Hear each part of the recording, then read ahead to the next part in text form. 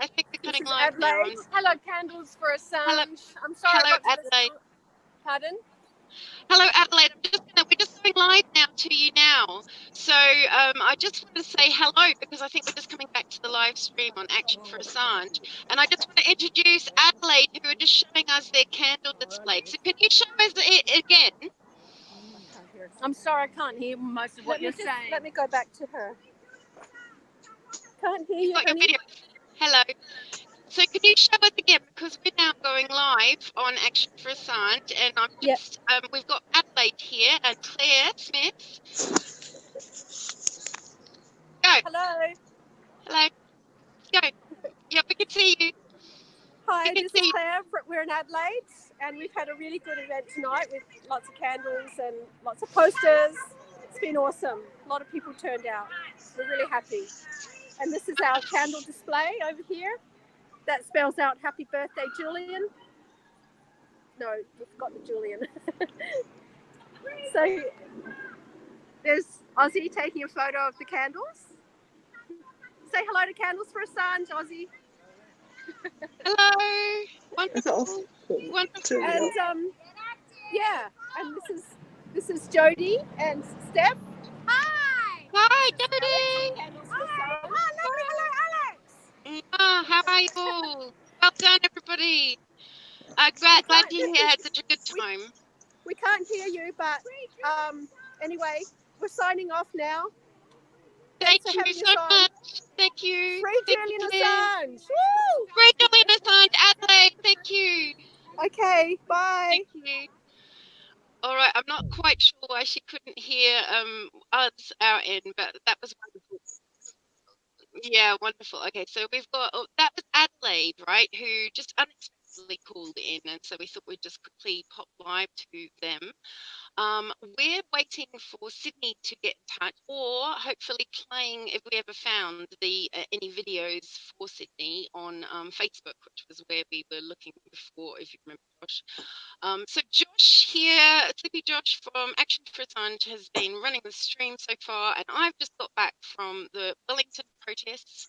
We've had a little bit of videos coming in from Auckland, and I've been sending them through to Josh. I'm not quite sure what order we're going to be playing them in, but I'm really hoping that Larissa is going to join us soon from Canberra, and with any luck we'll hear from Sydney. I'm going to check my phone. In the meantime, Josh, maybe you could play something that is lined up next. Tell us what's coming up. Okay. Okay. All right then. Well, so should I go through the list of cities while you do that, or we'll have to cut to be able to do that? Okay, I'll do that then. All right then. Well, I'm not sure if anyone's checked out Candles for Assange on Twitter, but I have put up a crazy program there and also on Facebook, Candles for Assange. It's quite tricky to look at, but basically it shows you whatever time zone you're in, what time all the events are going on. And we're hoping to cut live, particularly to London in the morning for me, because it's obviously late the evening now here in New Zealand. We've done all our protests. After our protests, actually, we went to a talk by Nicky Hager, who is New Zealand's finest investigative journalist, you could argue. He exposed John Key, our former Prime Minister, with a book called Dirty Money. And what happened to him is that the police illegally searched and seized his journalistic materials, and what we ended up with is that the police had to pay Nicky Hager an incredible amount of money in compensation because they were found guilty. Obviously, he was a journalist. So we went to a talk by him about Five Eyes and about New Zealand's involvement in Five Eyes, which was very interesting. So we've crammed in quite a lot today. And we've got some video of Nicky Hager, which we will play later, depending on what's coming up. I would like to check back in with a few people, but in the meantime, I'm going to go through the schedule that's in Candles for Assange on Twitter or Facebook group Candles for Assange, and that's 4 with a number. Okay, so in my thread, pinned thread to my profile, you can find out all the information, hopefully, that you need to know. If you can't find information about the city that you see listed on the map on the video or anything else that you've seen, it's probably because they're doing a solo protest of some kind, and we're just going to get photos and video from them, or maybe be able to call into them later. I do have a number of them in France and Vienna, places like that, that we will get a little bit of information, possibly a call in to some smaller protests. But the big one is going to be tomorrow morning, London Belmarsh, which is probably going to be around 5 p.m. British time. Okay, so I'm going to move on to the schedule that I did at the very end of a very long tweet of all the cities, and I think it's almost 50 now, at least 50 events, because some places are having more than one event. And if you go to the very end of that very long schedule, you'll find an image there with all the time zones covered. So if you go horizontally, it's New Zealand, Sydney, Adelaide, Perth, Vienna, London, Rio, Toronto, Mexico, Denver, San Fran. So wherever you are, you should be able to figure out what hour it is going to be on and check it out on Action for Assange. So right now, we're expected to hear from Canberra and Sydney. And we've just heard from Adelaide. We have got Perth going on at the moment. London will start in a couple of hours, and we have a city in Germany, Flensburg, going at midday, and they're in Holmnitz, at midday. And then we have Vienna coming in at 5 o'clock their time, and they're in the Menschenrechte in Vienna. I'm not sure if I pronounced that very well. We have got Hamburg coming in there at 3 o'clock, Stadtfortplatz and Flaggenplatz. And we have got Frankfurt, Ulm, Cologne, all coming in at the same time, pretty much. We've got Saint-Nazaire now added from France, and I believe they are working on something about 4 o'clock. We have Munich, which is going to be a 6 o'clock German time. And then I would like to cut live. That will be when Belmarsh will be doing their special event, and that's when the official vigil starts. The vigil is actually going all day, but there's a main event happening at 5 p.m. at Belmarsh Prison, and that will be hopefully where we'll be going live to Dave Simpson there and Ali, who we were just speaking to earlier. We might show some of that if we can. And then after Belmarsh, we've got Rome at the US Embassy, and Rome time, that's 7 o'clock. We've got Chicago. I believe Chicago would be midday. We have Denver, Rio, Mexico doing a virtual presentation from 24H, the group there, Assange Libre on Twitter. We have Natal, who are doing in Brazil. They're going to be doing the most beautiful Buddhist ceremony for Julian for his birthday. And I'm in contact with them, and I'm really hoping they'll take a call, but otherwise we'll just get the video from them afterwards. And then we have San Fran live with Action for Assange with Steve. I'm hoping is going to be down there. Is that right, Josh? Wonderful. So San Fran is midday San Francisco time, and so if you're in DC, if you just scroll across that list of crazy numbers, you'll find that that's about 3 o'clock DC time. Is that right, Josh? I think I got that right. Okay. Okay, and then we've got an online show from Rio, from Fabiano Lima, or Fabiana Anonymous, and Tulsa in Oklahoma, in America, at the same time, are going to be doing a walk. And sometime at the end of that 3-hour walk, they're going to show us hopefully some balloons that they're letting off, Free Assange yellow balloons. And I'm hoping we'll see some more yellow ribbons around trees in different cities all around the world. We've got Concord then after that. Now Concord time, I believe it's 5:30 Concord time at Concord State House.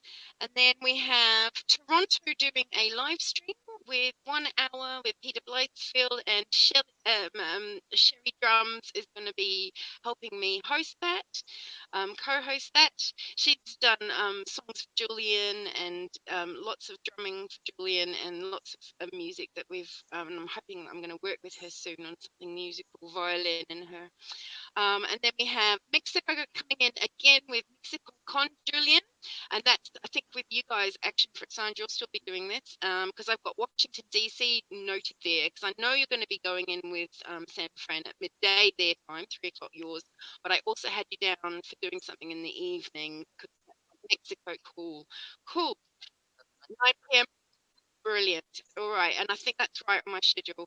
And then last but not least, we've got Toronto, 10 o'clock vigil, because he's working all day and he's literally just going to go there. Steve McMaster, who is an absolute demon on posting on Julian, both on Facebook and Twitter. And when you're having an argument with someone, oh gosh, he's great. He comes in and backs you up and helps you and gives you facts to help to lay on them. And so, yeah, Steve is hopefully doing Toronto at the US Embassy at 10 p.m. I don't know, we might have candles. Last year he sung us Happy Birthday, Stevie Wonder style, and it was so beautiful. It's maybe, Josh, we could tie up on Alex Hill's channel. There is a really nice candles montage with 62 cities from last year. We could show that again at some point too. I think that's everything. I've probably forgotten some. There's a lot of solo ones there that I haven't mentioned, but they're all listed on the thread. So I just went through the ones that have actually got addresses that we know where they are, or they're online with us, hopefully. Okay. So, all right. Oh, yeah. Okay, sweet.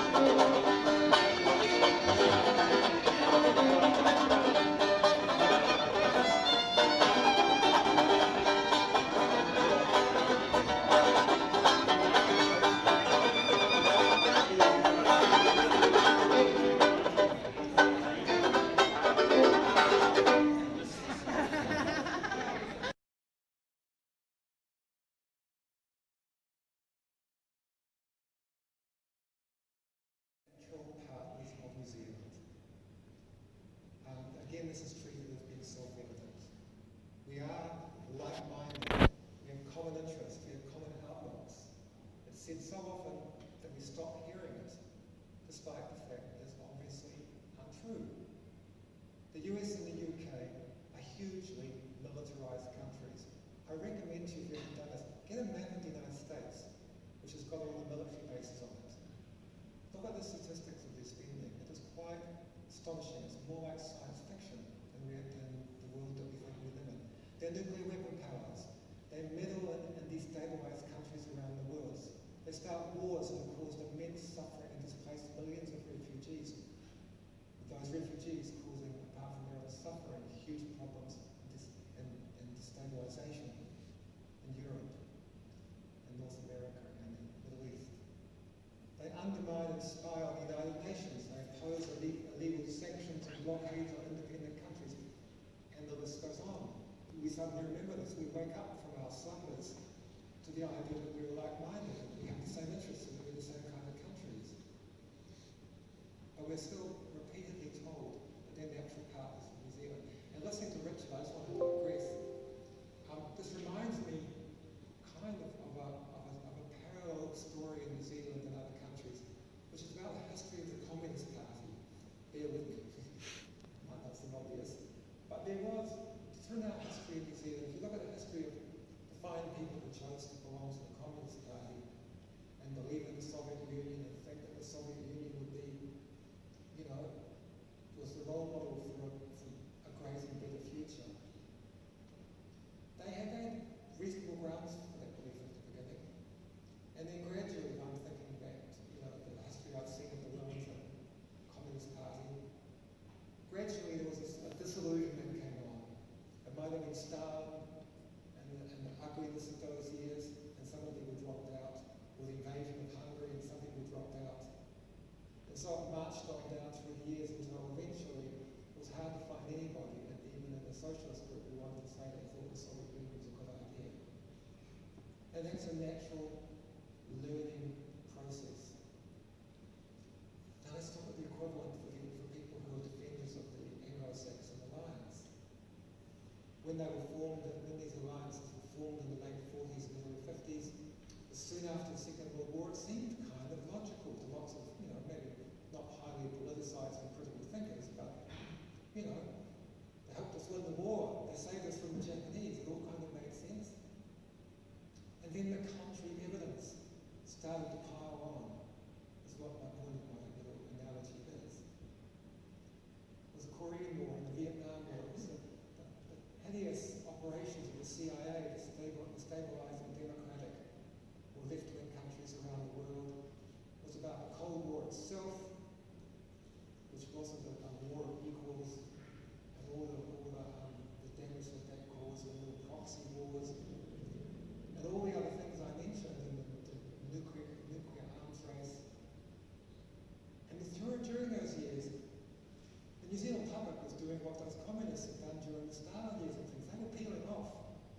They were disappearing. They didn't think this was a great idea. And so how come our kind of pure party liners of the intelligence agencies are still telling us that our natural perfect allies are the Anglo-Saxon countries? I'm going to ask you. I find it really fascinating. Haven't they been watching the same things all these years? There's one final argument, the third argument, which is heard.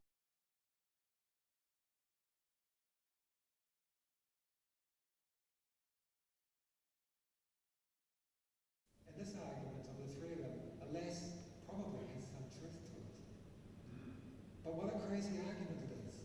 It's like giving advice to someone who's married to an abuser or a mafia boss, saying, I'm not sure you can really afford to leave here. What kind of a basis for the relationship is this? And as Richard said, in fact, we just have to blink our eyes a few times and look at the world, and there are countries who are far more natural allies of New Zealand, who have far more common interests and common outlooks and similar size and similar aspirations to New Zealand. And they're the ones that believe in human rights and act like they believe in human rights and the rest of it, who are the natural allies of New Zealand. But us, our accidental stowaways on the Five Eyes ship back in the 1940s, because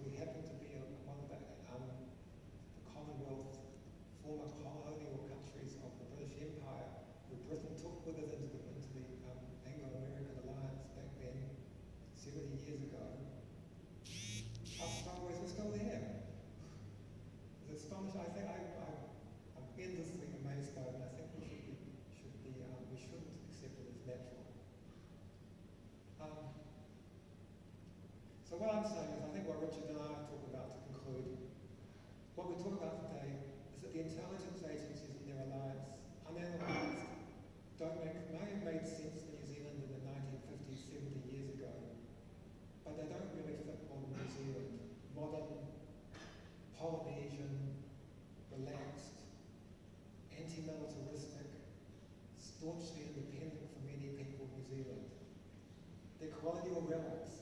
They've changed more slowly than the rest of the country because they're secret and embedded in the old alliances. So while the rest of the country has been changing, they haven't changed as fast. And so what I'm saying is, in effect, New Zealand is part way through a process of decolonisation. We're on the way, but we're not there yet. There we go.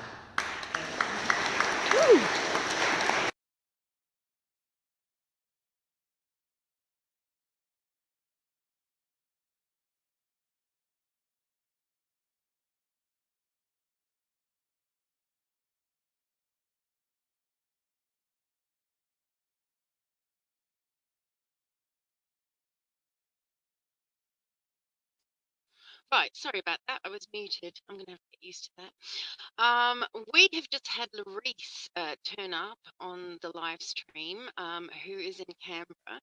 But before we get chatting to her to find out what she's been doing today to mark Julian's birthday, we are going to cut to Facebook right now, where hopefully we will find people for Assange who are in Sydney. They've had a protest at 5 p.m. at the town hall. They've been lighting candles. There's several in the same Facebook group that are music being played and happy birthday being played, Stevie Wonder. And last year they did a wonderful ceremony and they had a cappella version of Stevie Wonder done by Ian Rose's sister, whose name escapes me for the moment. But we're going to cut back right now to People for Assange, almost live, about 7 minutes ago, live on Facebook.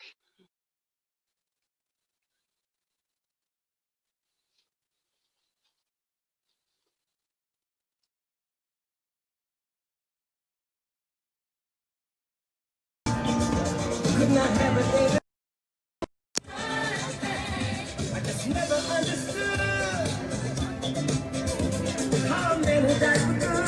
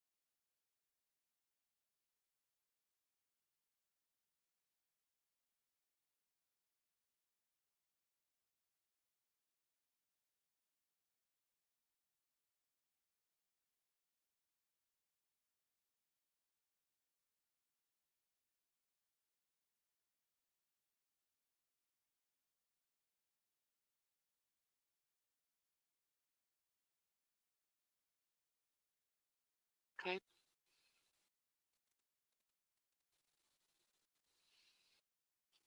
Oh, hello there.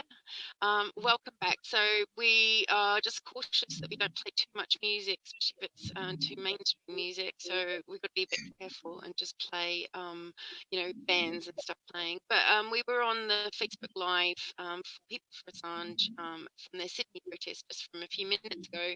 They've got candles set up, and there's another link that I think we should have a go at playing, which is candles being lit on the steps of the town hall. Really great. So, but also we have here Larice. Larice, are you unmuted at the moment? I believe so.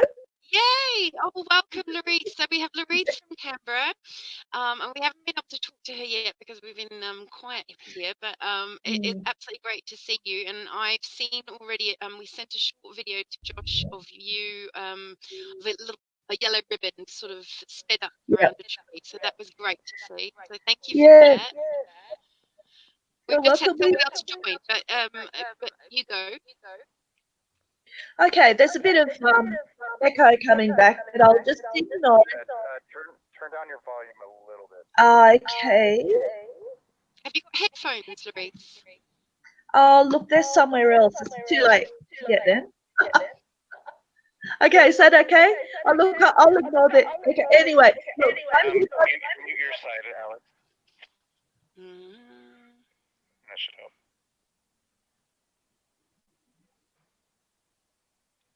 All right, you're good. Okay.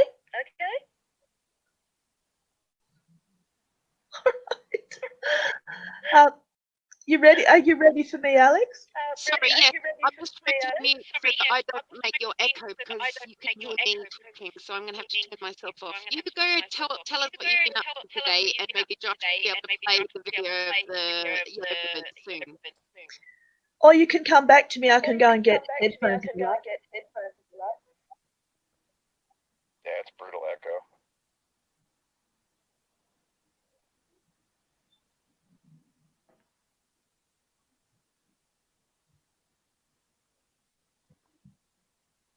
Let unmute. Oh, hello. So, Lorraine, thank you for that. If you could just mute now, there's still an echo from someone, so maybe we've still. Did someone just I can join mute it. downstairs from Sydney? Or someone, I can't see who's just joined me. Yeah, Candles for Sand, I've got you as. I think it's percent just join. Yeah. But Yeah. Maybe we could say, oh, is that you? Yvonne. Evie, sorry, Evie. it's the first time on here. The It's woman me. with many I'm names. Echo. I'm sorry, it's me. No problem. How about you tell us about what you've been preparing for Vienna today? Well, we've got balloons and yellow ribbons to tie around the trees, and yeah, we're gonna have a birthday cake, and we're joining Save X for human rights, and they're actually having a protest for deportation, that the Afghan people are getting deported from here. But they've kindly allowed us to join. Because of Corona, it's been difficult to get a permit. People have kind of dropped out of the group or are in town and stuff. So yeah, so we're going to be joining them. So we'll be speaking at some stage, hopefully. So I have to think about. You're going to have to say something. You're going to speak about free press this time. You have to mention free press, remember? I forget it this time. Apparently, Evie got told she has to remember the free press on World Press Freedom Day. How could she give a speech and not mention it? So, do you feel that they didn't give you permission because of being Julian Assange supporters? No. So I'm Irish, so I can't get one anyway. That's just because you have to be Austrian. And so the people who are in our group, they're kind of reluctant because of the COVID-19 specifications. In case anything went wrong, they weren't willing to take, because we get fined like €600 or something, so they weren't willing to take the chance in case anything went wrong. But I have to say, up until now, we're back on the street, but this Save X is a group of people. They've been always with us from the very beginning from Candles, so they were always there. Georg was always with us, and they do a lot of work for human rights, and it's good, you know. And I think the two things together, I think it's okay, you know. So yeah. So, what time is it there, I'll have Evie? to join it up somehow, you know. But sorry. What time is it there? Now it's what time? 10:24. So we've got a couple of hours. We'll be setting up at 4:30. Let's see, because last time we were on Wednesday there, and they told us to get the sign down because we tied it onto a light thing that belonged to the museum, and they never get that down. That's like ridiculous. Yeah. But apart Did from you that, like did the you police see are good. we managed to get a big 4 meter sign on both sides of the motorway? Yeah, that was cool. That was cool. That was really good. Was that risky to do then? Um, Did you get into trouble for that? Or? we thought the police were going to come and take us, well, ask us to take it down. We were going to try and delay them. We thought it would be about half an hour, but 2 hours solid. Really? So, Wow. Josh, I've got a pretty big echo. Evie, have you got any headphones? Because we had the same problem with the No, I Hammer. can't even plug headphones in here. There's just I haven't even got a thing to plug them in. It's going to be a problem. I thought that on the street. That's why I came Try out. to turn down your volume Okay. slightly. That's why I came out in the garden, because I thought I'll try if you can hear me in the garden, because this is it. This is all I have. And my Right. computer is locked. I can't get into my computer. So, what is the plan today? How are you going to celebrate Julian's birthday in Vienna? Pardon? How are you going to celebrate Julian's birthday in We're Vienna? all coming together, and we've got the cake and stuff. And I've also got a letter that we're going to send Julian that people have been signing, and we printed out some photos. Oh, I can't show it here. Where? We printed out some photos of the actions that we've been doing, and so it's going to be like a birthday card to send it to him. So, and we'll have speeches. So from hopefully Goran will say something as well, another member of us, and hopefully try and inform people about what's going on, basically, and reach as many people as possible. We also have a petition from Amnesty International, so we can get people maybe to sign that and send that off to them. So. Have you seen Mexico? The Mexico Con Julian have managed, and actually Commander X's lawyer, cyber lawyer, who's Stephanie Valerio. She has been dealing with Amnesty in Mexico, and they're doing a online campaign for Julian now. Mhm. Mhm. They It's did great. over here too. Also in Austria, they have got behind it. One of I think the beginning of the trial, we were actually doing a Candles for Assange vigil on that day, and they actually came and joined us here. So, and yeah, you could send off over here to get a free Julian Assange pack. They were sending out, but funny, we all expected to get a nice poster or something, but there's nothing. But there is the petition, so I think we could get people to sign that at least, and that's good. So Yeah, yeah. great. I mean, it's a bit of a shame that Amnesty only got involved 2 days before the trial, Yeah, in yeah, earnest. yeah, But I mean, if they'd started gearing up now for September, maybe we could. yeah, yeah. Hopefully, yeah, it'll have some movement and have some. But I think, like, I do feel like it's changing. I feel like the spirit or the mood of the thing is changing and moving in a more positive direction. I think we're gathering more steam, kind of thing. Yeah, There's a I lot of think things nothing showed done. that more than the latest indictments, based on hacks. It's like scrabbling for anything they can to pin on him. And I think now we're going to have to start thinking about talking about Sydney Morning Herald in the same breath as Guardian, in terms of like one of the worst outlets now. After this Yeah. story, I don't know if you've seen it, but they're basically labeling Julian a hacker now. Julian's not a journalist; he's a hacker. Some crazy headline.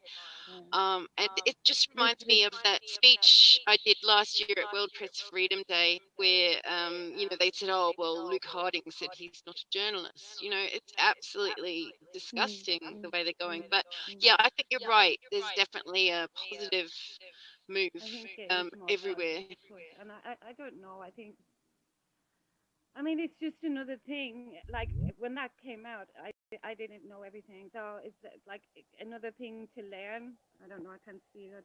Yeah, another thing to learn about for me, and another thing to have to explain to people on the street. It's like really kind of they did it for the media, and that shows as well that the defense didn't get the information. They didn't get the indictment, did they? They didn't get the papers. Apparently, they said they found out through the press. It's just again a media spin to label him a hacker, which is like obvious, and it's disgusting, really.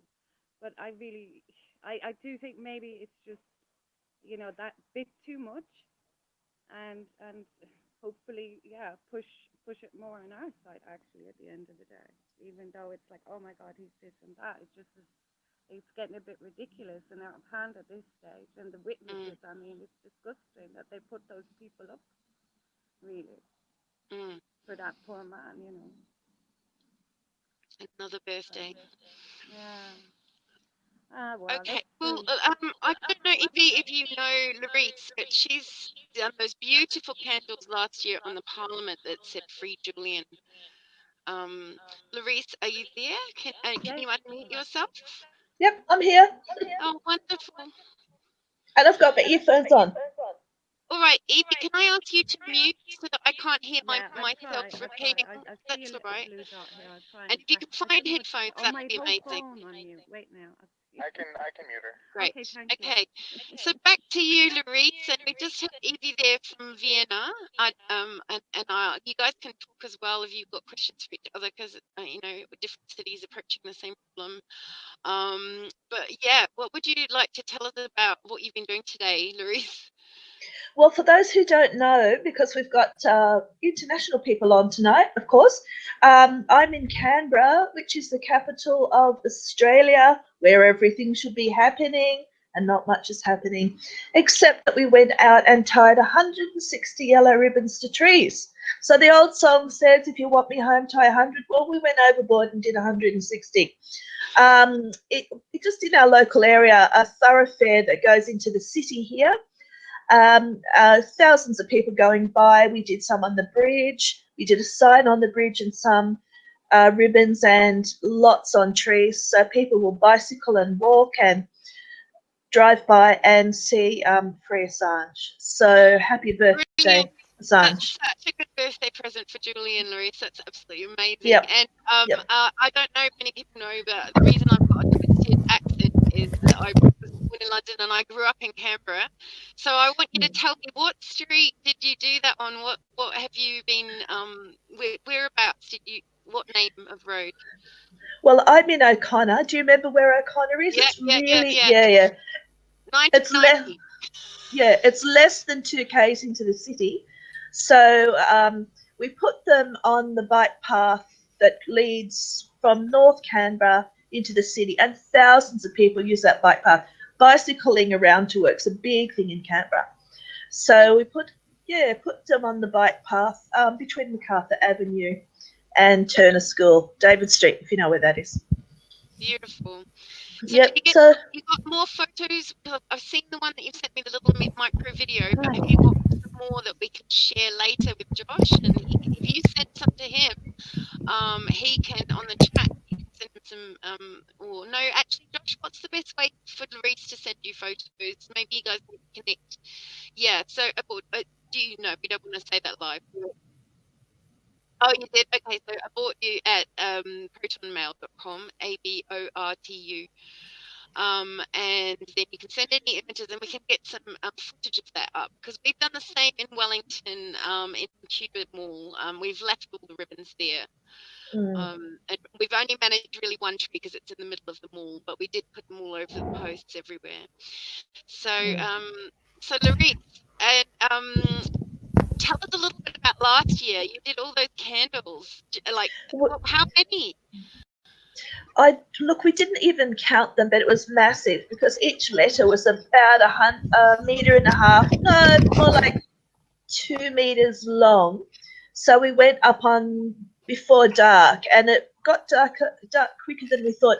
And it's winter, of course, so it's freezing in Canberra, and we had a lot of trouble with the candles kept going out, even though they're inside plastic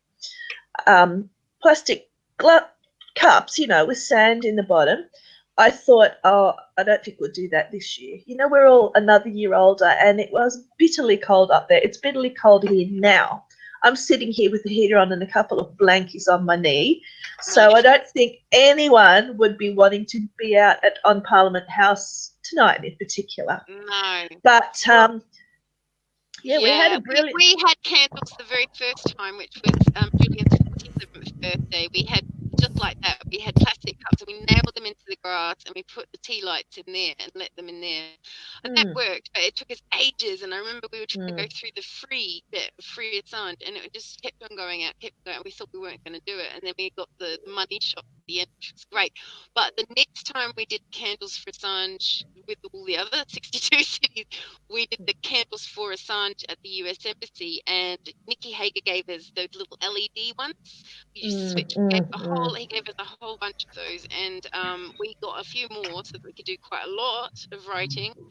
The only thing is they take forever to switch on, and they kind of break. They're plastic, It's all plastic, isn't it? That's right. Yeah.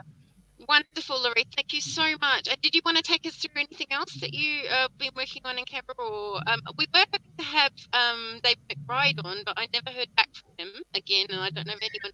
And I see Kathy has arrived here. We've got Tom Peters as well in Wellington, who's been protesting with me earlier today on Cuban Wall, who's just turned up on the stream. Yeah. I'll say good night. All right. See ya. Brilliant, Laurie. Thank you so much for everything you do.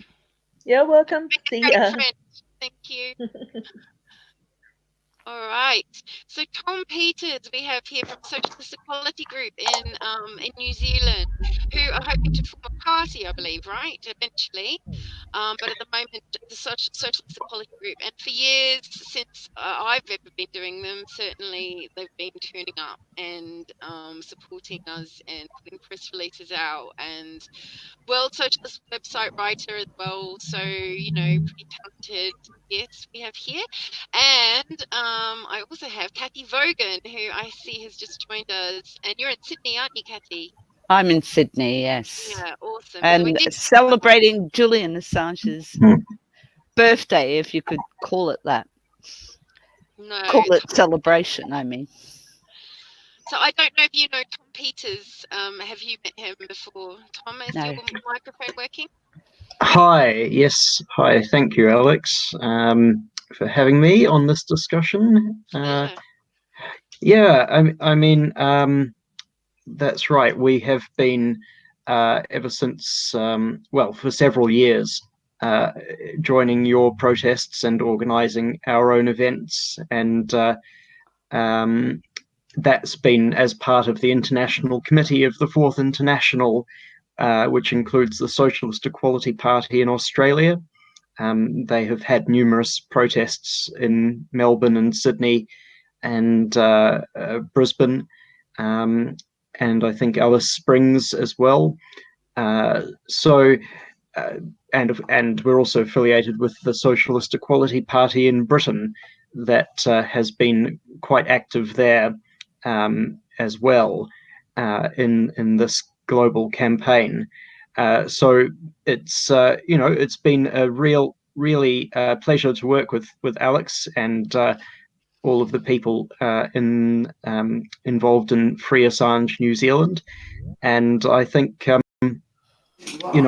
there's clearly a growing movement internationally, I think, and that was certainly reflected in the people that we saw today in Wellington, and the commitment of those people, I think, is really impressive. Everyone there feels very strongly about defending Assange, and also, about Chelsea Manning as well. And they are, very strongly committed. So I think this is just an extremely vital movement. I don't need to convince anyone here of that, but it's one that I think has got to continue to grow, because of what's at stake, which is the entire future of a free press, freedom of speech.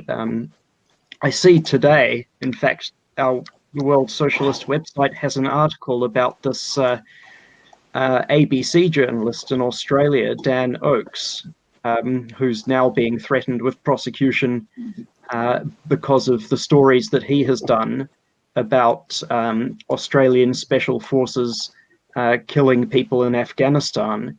And what we make the point in that article that this is the Assange precedent that we are seeing here now being applied much more broadly.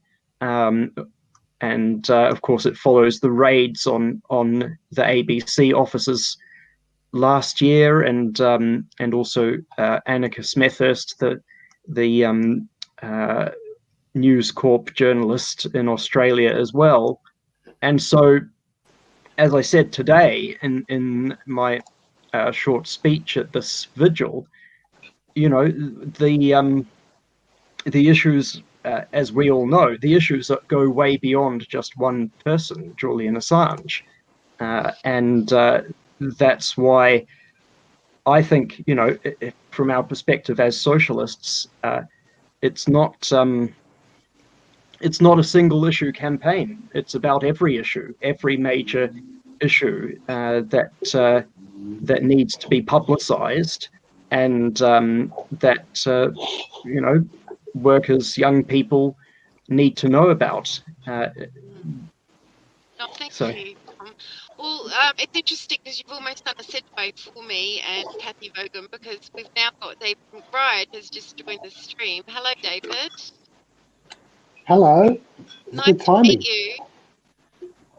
Yeah, thank you so much for putting this on.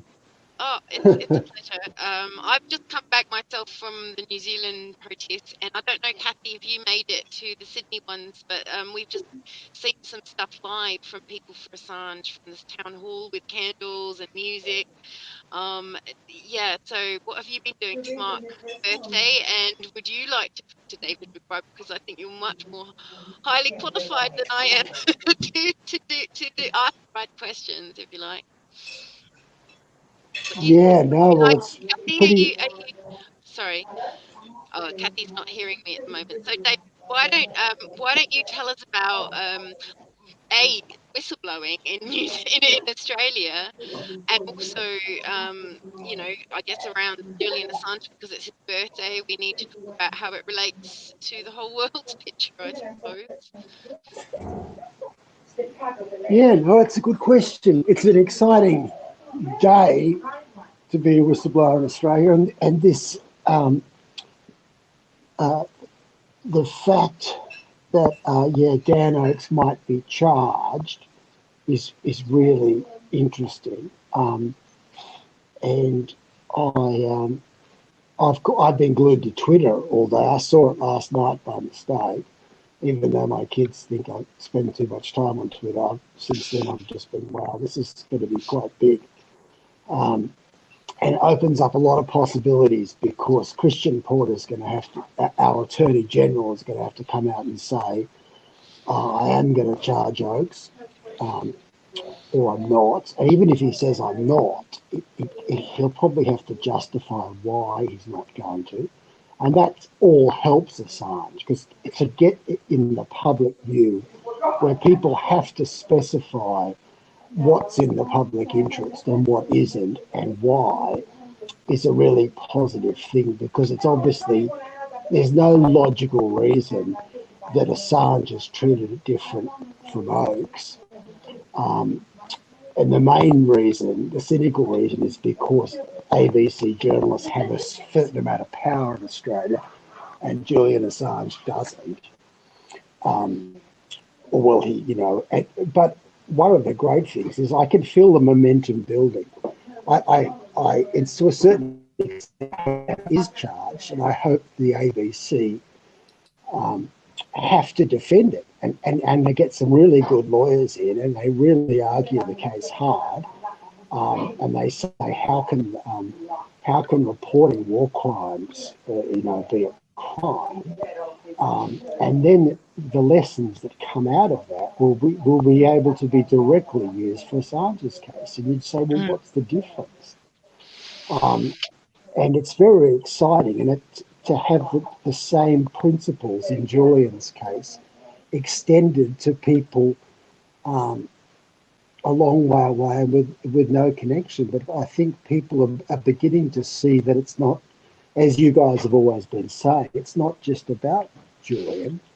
In fact, it's not about Julian. It's about a rules-based system of law, and the fact that the Western powers just think they're above the law. And the idea that whistleblowers are the ones that are punished, and no one bats an eyelid about far more serious crimes which are committed by representatives of states.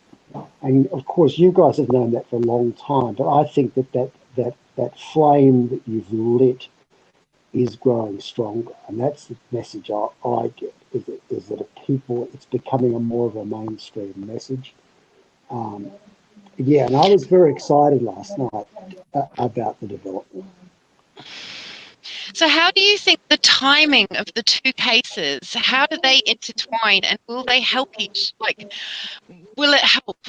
Or is the timing of the case in Australia going to be too way behind Julian's? I mean, I know that we're still looking at appeals and all sorts of horrible stuff for Julian where he sits in Belmarsh. I'm worried about that as it is. But do you think the timing of these cases is going to help us? I hope so. We're down for a trial in November. While I don't want to rush to trial, it's not impossible that it'll be over by then. And then I think the first thing I want to do is when I get my passport back, is get on a plane to the UK and see how I can help Julian, because I think the principles are the same. And I think that they will. I think I've been very lucky. It's been the sort of perfect storm in that there are quite a few whistleblower cases going on, and we do help each other. The Bernard Cleary case has helped me a lot, because I'm able to say this is someone with no connection with me at all. But his client, witness K, has exactly the same message, that the government doesn't follow the law and acts for corporate interests. And we can't use the security services for corporate interests. Now, that's on at the same time as my case, and I really think that will help Julian, and Julian helps us. I mean, I've got a lot of support from Julian's people, and so I think we are very lucky that, I mean, obviously it's a bad situation for the world to be in, but in some ways, glass half full, it's good that all of these cases are coming on at once, because we do help each other. Right. Well, Kathy or Tom, do you have anything to ask? Because we have David McBride here. It would be great if you guys wanted to chime in and ask anything while we're all sitting here. You have to unmute yourself. No? Can you? No? Kathy? No, I totally agree with everything that David says, and I could expand upon that. Maybe I should just read my birthday message for Julian. Please. Because it kind of covers it. So my birthday wishes for Julian Assange are, one, that he is able to speak for more than 10 minutes with his family, with Stella and the children, and his parents and extended family. I'm not sure that they allow that kind of thing in Belmarsh. They're so punitive. Also, more importantly, I think that this war on truth that we've been experiencing ceases to pollute our information age prehistory. Because I think the internet age only started a very short time ago, and there's been this explosion of information. And we were very happy to have this transmission of information. That's what Tim Berners-Lee wanted when he gave the World Wide Web to the world, that everybody would be able to look up whatever information they needed to find really quickly, rather than having to go to a library and da-di-da. And also, more importantly, again, is that everybody would have a voice. And it took some time in the history of the internet before that really came to the point where we would be collectively asking questions. For a long time, there were a lot of secrets that we did not have the right to know, and we didn't even know we didn't have the right to know.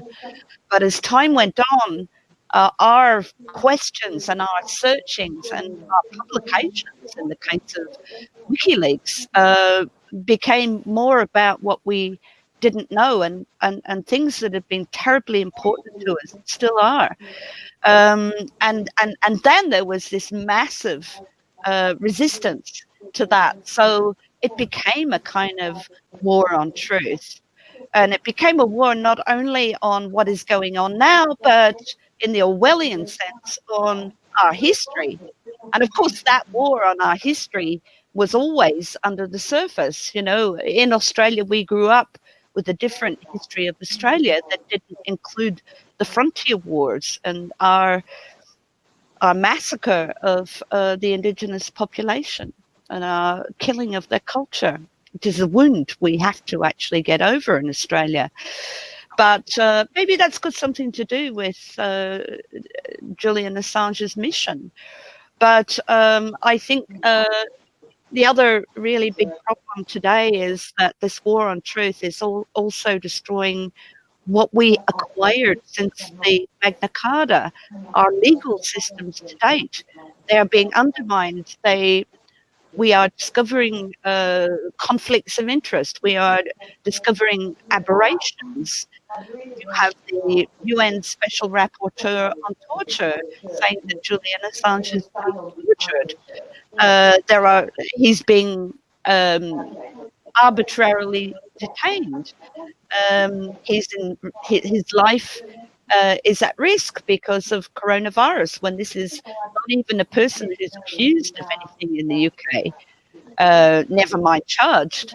He's just being held on remand for the Americans, and it looks very likely that he can go. So that's expanding upon my Twitter birthday message, but the conclusion of it is that we need to realize that the aim is to defend the historical record, and thus doing, if Julian is right, we wage peace, because he said if lies start wars, then truth can begin a process of peace. He didn't say that exactly, but that's the gist of it.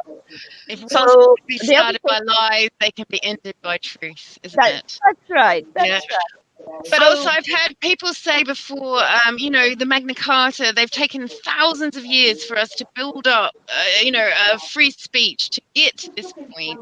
And it feels like in some ways we've managed to degrade it in the space of 18 months, 2 years.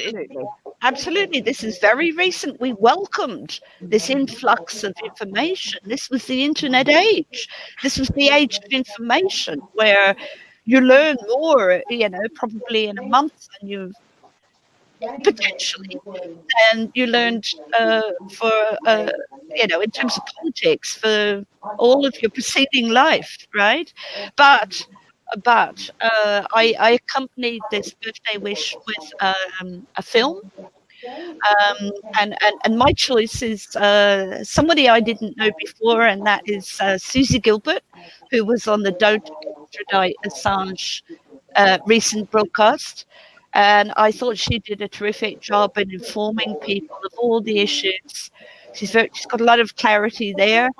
And one of the most important things she said is that it's not a done deal. in London. And she gave a lot of reasons why it's not. You should watch the whole thing. It just, yeah, you know that I work for Consortium News. Would you like to? Yeah. Would you like to link it for us and any other videos that you'd like us to show? As long as they're not going to have commercial music on them, because we don't want to get any strikes for anyone, because we're sharing this across lots of platforms. No. This is this is my own work. I put this film together. Yeah, absolutely. Right. So if you could send a chat link to me, and then can I just clarify that the stuff on Consortium News is Creative Commons now. So if you look at it, you have the right to share it. Right. Okay. Right? Thank you so much. Well, listen, Kathy, if you could send a chat message to Josh or to me, then I can send it to Josh so that he can play it, so we know where it is. Meanwhile, I actually have a question from a viewer who's watching, who is a long, hardy member of Action for Assange. I always see him on the chat. He's always incredibly friendly. Rob Juno, asking David McBride, are you unmuted, David? Rob Juno asks, what does the army do when the government won't follow its own laws? Well, yeah, that's a great question. The army does nothing. Dave McBride did something, and that hits the nail on the head. And it doesn't have to be. That's one of the things that the government don't quite get. It doesn't have to be a mass grave of headless corpses. Or, in fact, it's less dangerous for civilization. And Julian Assange pointed this out as well. It's if a soldiers kill people, that's bad. It's obviously bad. It's murder, whatever. But it's more dangerous when the government doesn't follow their own laws. That's a problem, and especially when they think they don't, and not just when they do it by mistake, but when they deliberately, knowing what the law is, and they do something else, then you've got something different from a single crime in the heat of battle. You've got a criminal organisation running the government who pretends to follow the law. They know what it is, and they go and do something else. And they actually use the law as a weapon only against their enemies, like Assange and myself. And they don't apply the law to their corporate sponsors or Hillary Clinton or et cetera, et cetera. It's a big problem, and it's a great question because I found it hard to sell to people. You guys get it, but the public don't really get it.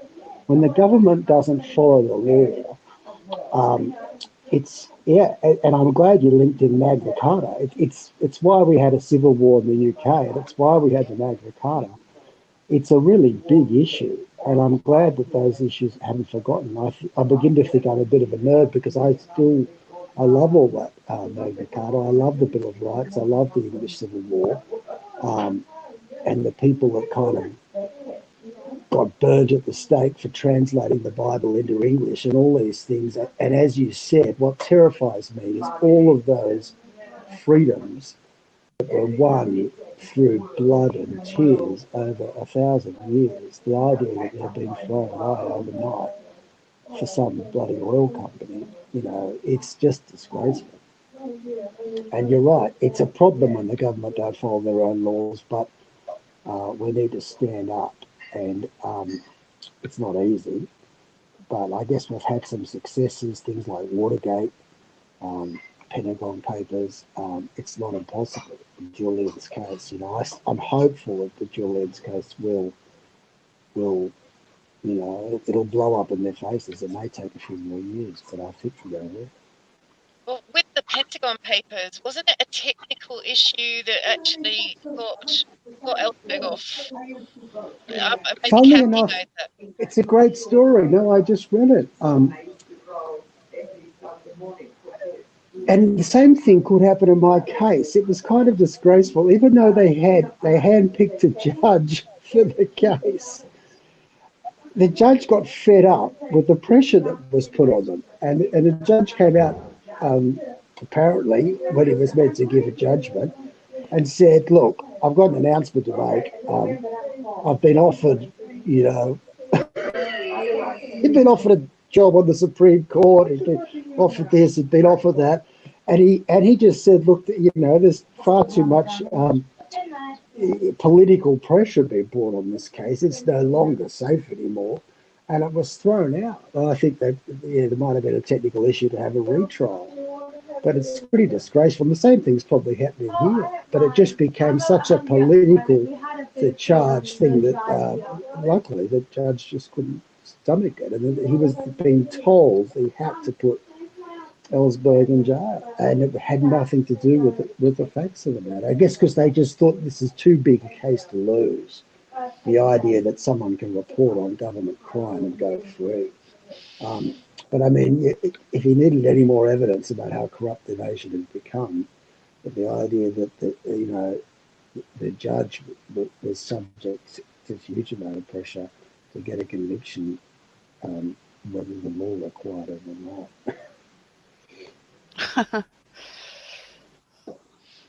So, Kathy or Tom, do you have any questions for each other or for David or between you? Well, I mean, you've sort of answered it, David. I was going to ask you about where you see the political situation in Australia heading, and especially the erosion of, you know, these rights of whistleblowers, journalists, and I guess also, I'm not sure what your take on this is, but we've written about this campaign against the Labour Party MP. Not that we defend the Labour Party, we certainly don't. We oppose them. But the Labour Party MP, who's now more or less being accused of treason because he's visited China and had dealings with Chinese, individuals.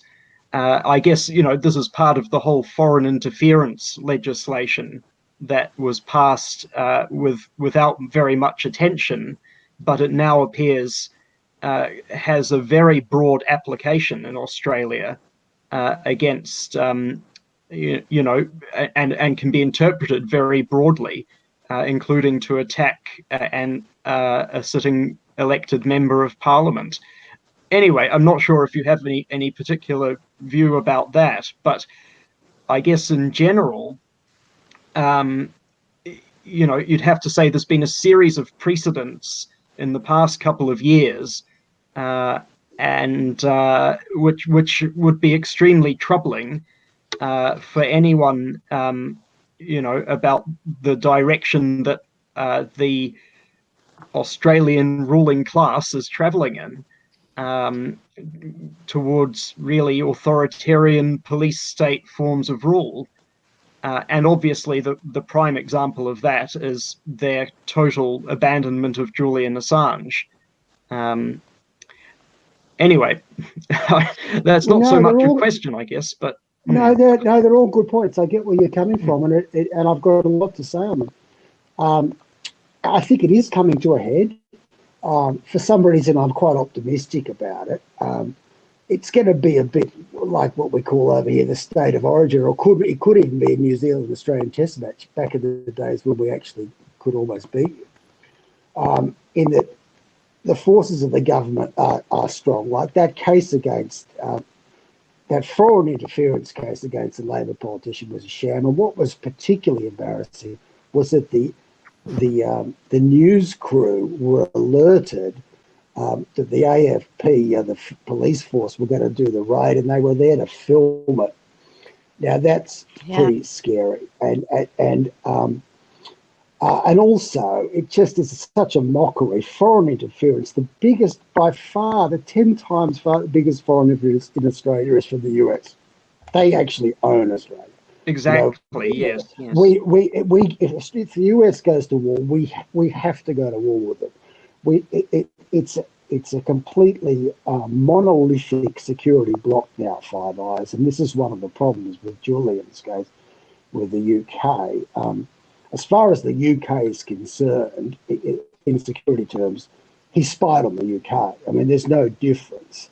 And as far as Australia is concerned as well, you know, even though that should not be the case, it's become, the Five Eyes has become this monolithic security bloc, and the president of the United States is the president of Five Eyes.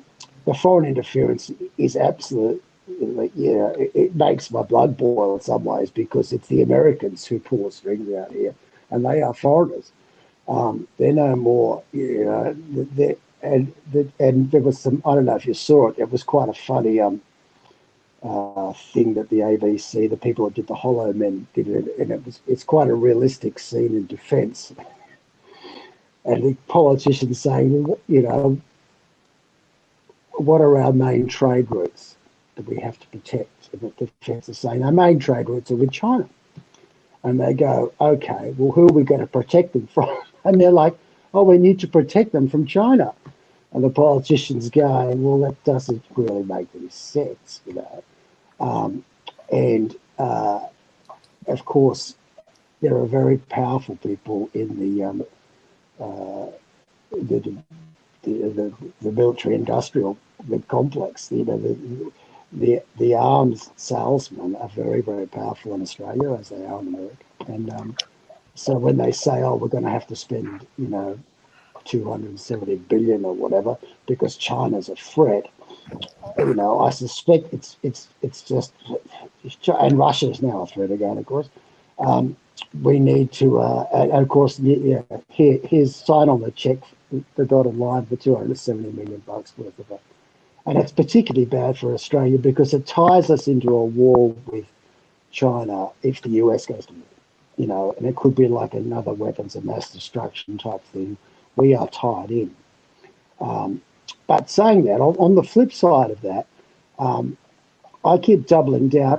If they put me in jail for 30 years or 50 years, I think there'll be a bit of an uproar in Australia. And even though Scott Morrison's popular, I don't think that will stick with a lot of people. I'll say he's a sort of middle-aged, middle-class guy with 2 children, 3 law degrees, who said we were breaking the law, and you're going to put him in jail for 50 years. I think that's going to be a problem for them, even it's because I think that we've got a certain amount of pull with Conservative votes, and I'm not going to take a backward step. I want a trial. I'm going to say I did the right thing, and it will be a bit of a grudge match. And Bernard Cleary's the same. He's got quite a lot of Conservative support. And if they put him in jail as well, and even if at the moment, the Julian hasn't really got sort of mainstream Australia on side, but if he ever goes to America and gets put in jail for a long time in America, I think a mainstream Australia will be pretty outraged. I think that will. So I think that it will come to a head. Yes, the Conservative forces are very powerful here, but it's not. It's only a few scandals away from possible collapse. Yeah, David, don't you think that to some extent it's a deterrent? It's bluff. 175 years for the rest of your life. This is designed. I mean, and even coming from the Eastern District Court of Virginia, there's the disclaimer that we don't normally actually sentence for that long.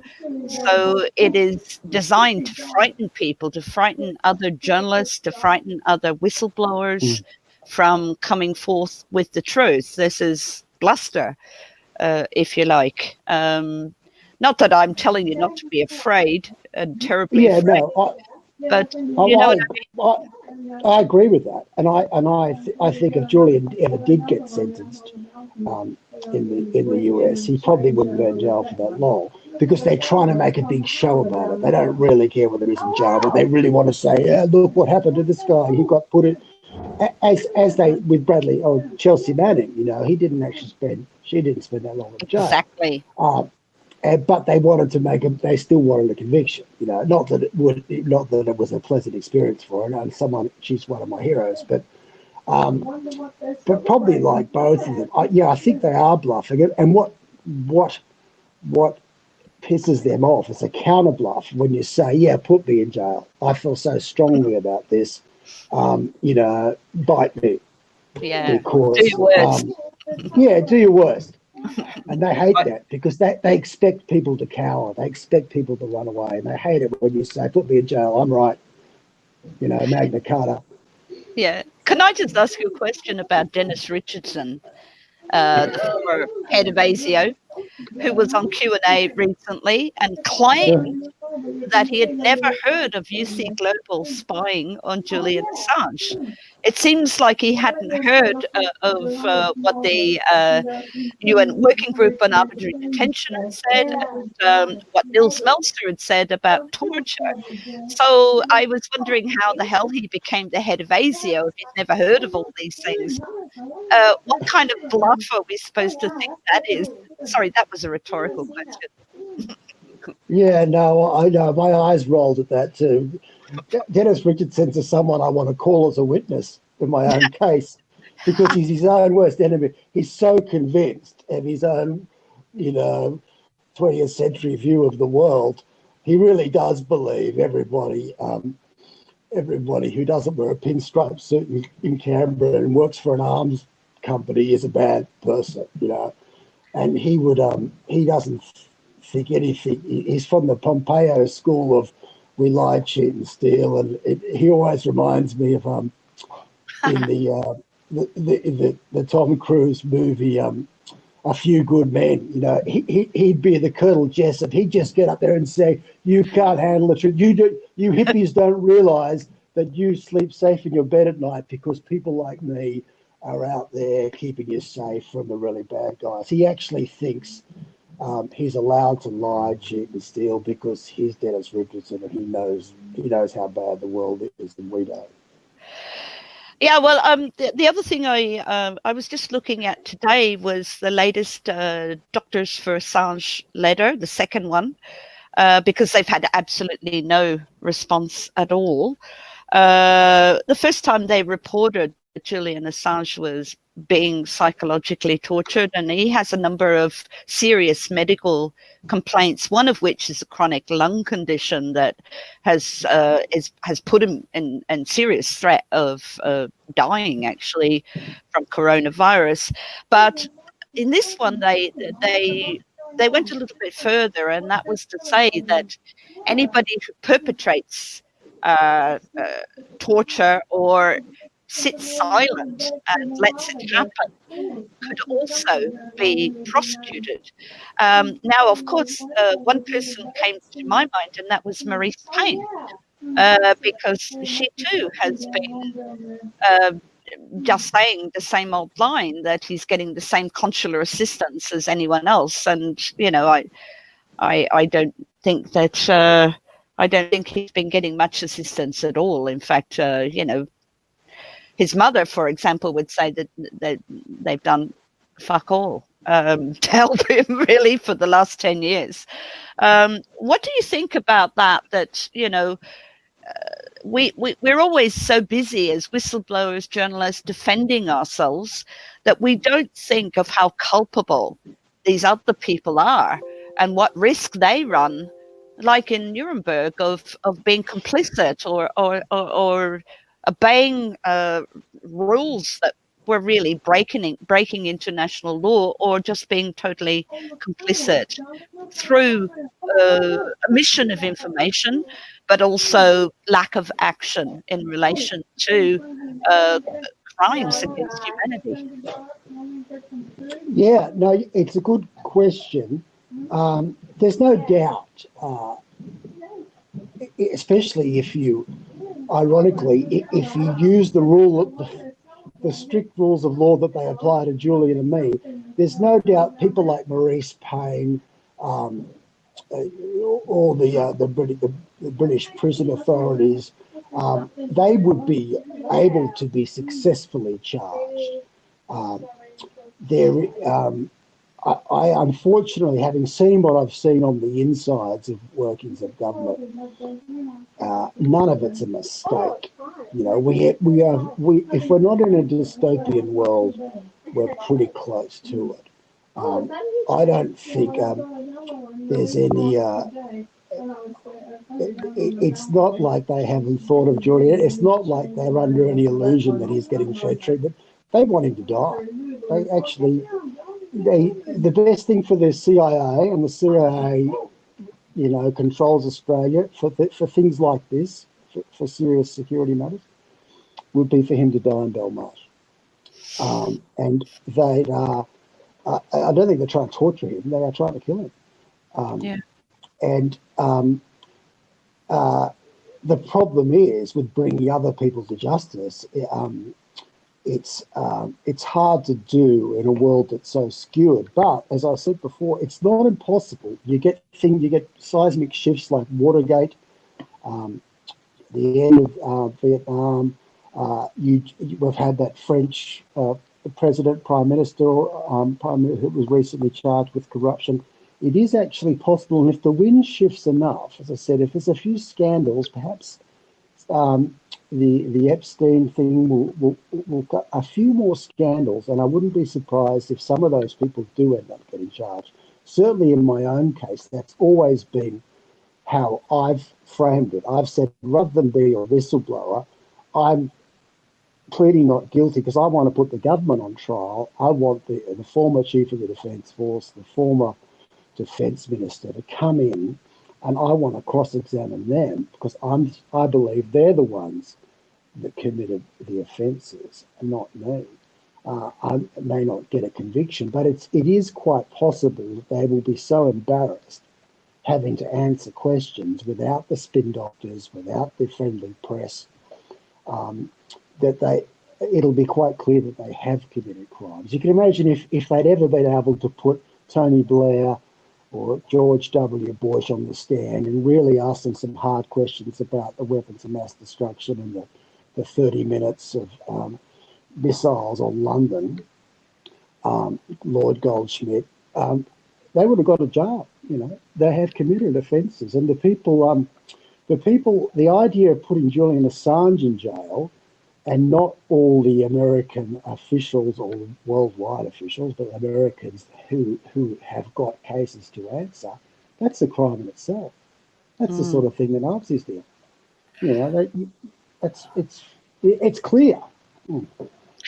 Oh, well, I mean, in America, maybe not in Australia, but in America, there is an executive order that from 2009 from Barack Obama, which is kind of ironic in a way, but it's Executive Order 13526, Section 1.7, that says that it's illegal in the United States to classify information to hide a crime or embarrassment.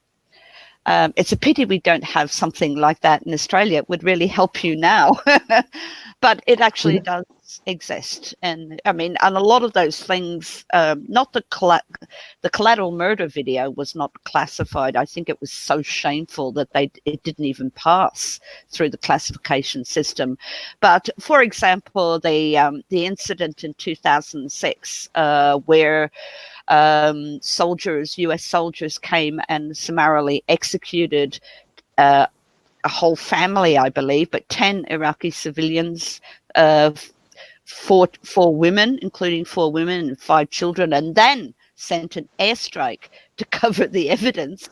That was the WikiLeaks leak that ended the Iraq War, because as a result of that leak, the Iraqi government, the Iraqi people were so disgusted to find this out that not only had the heinous crime been committed by the soldiers who were off their tree on the day, perhaps, but then at a higher level to stage an airstrike to cover that up, that the Iraqi government refused for the following year, which was 2012, they refused to give immunity to American soldiers, and that's why the American army had to withdraw from Iraq.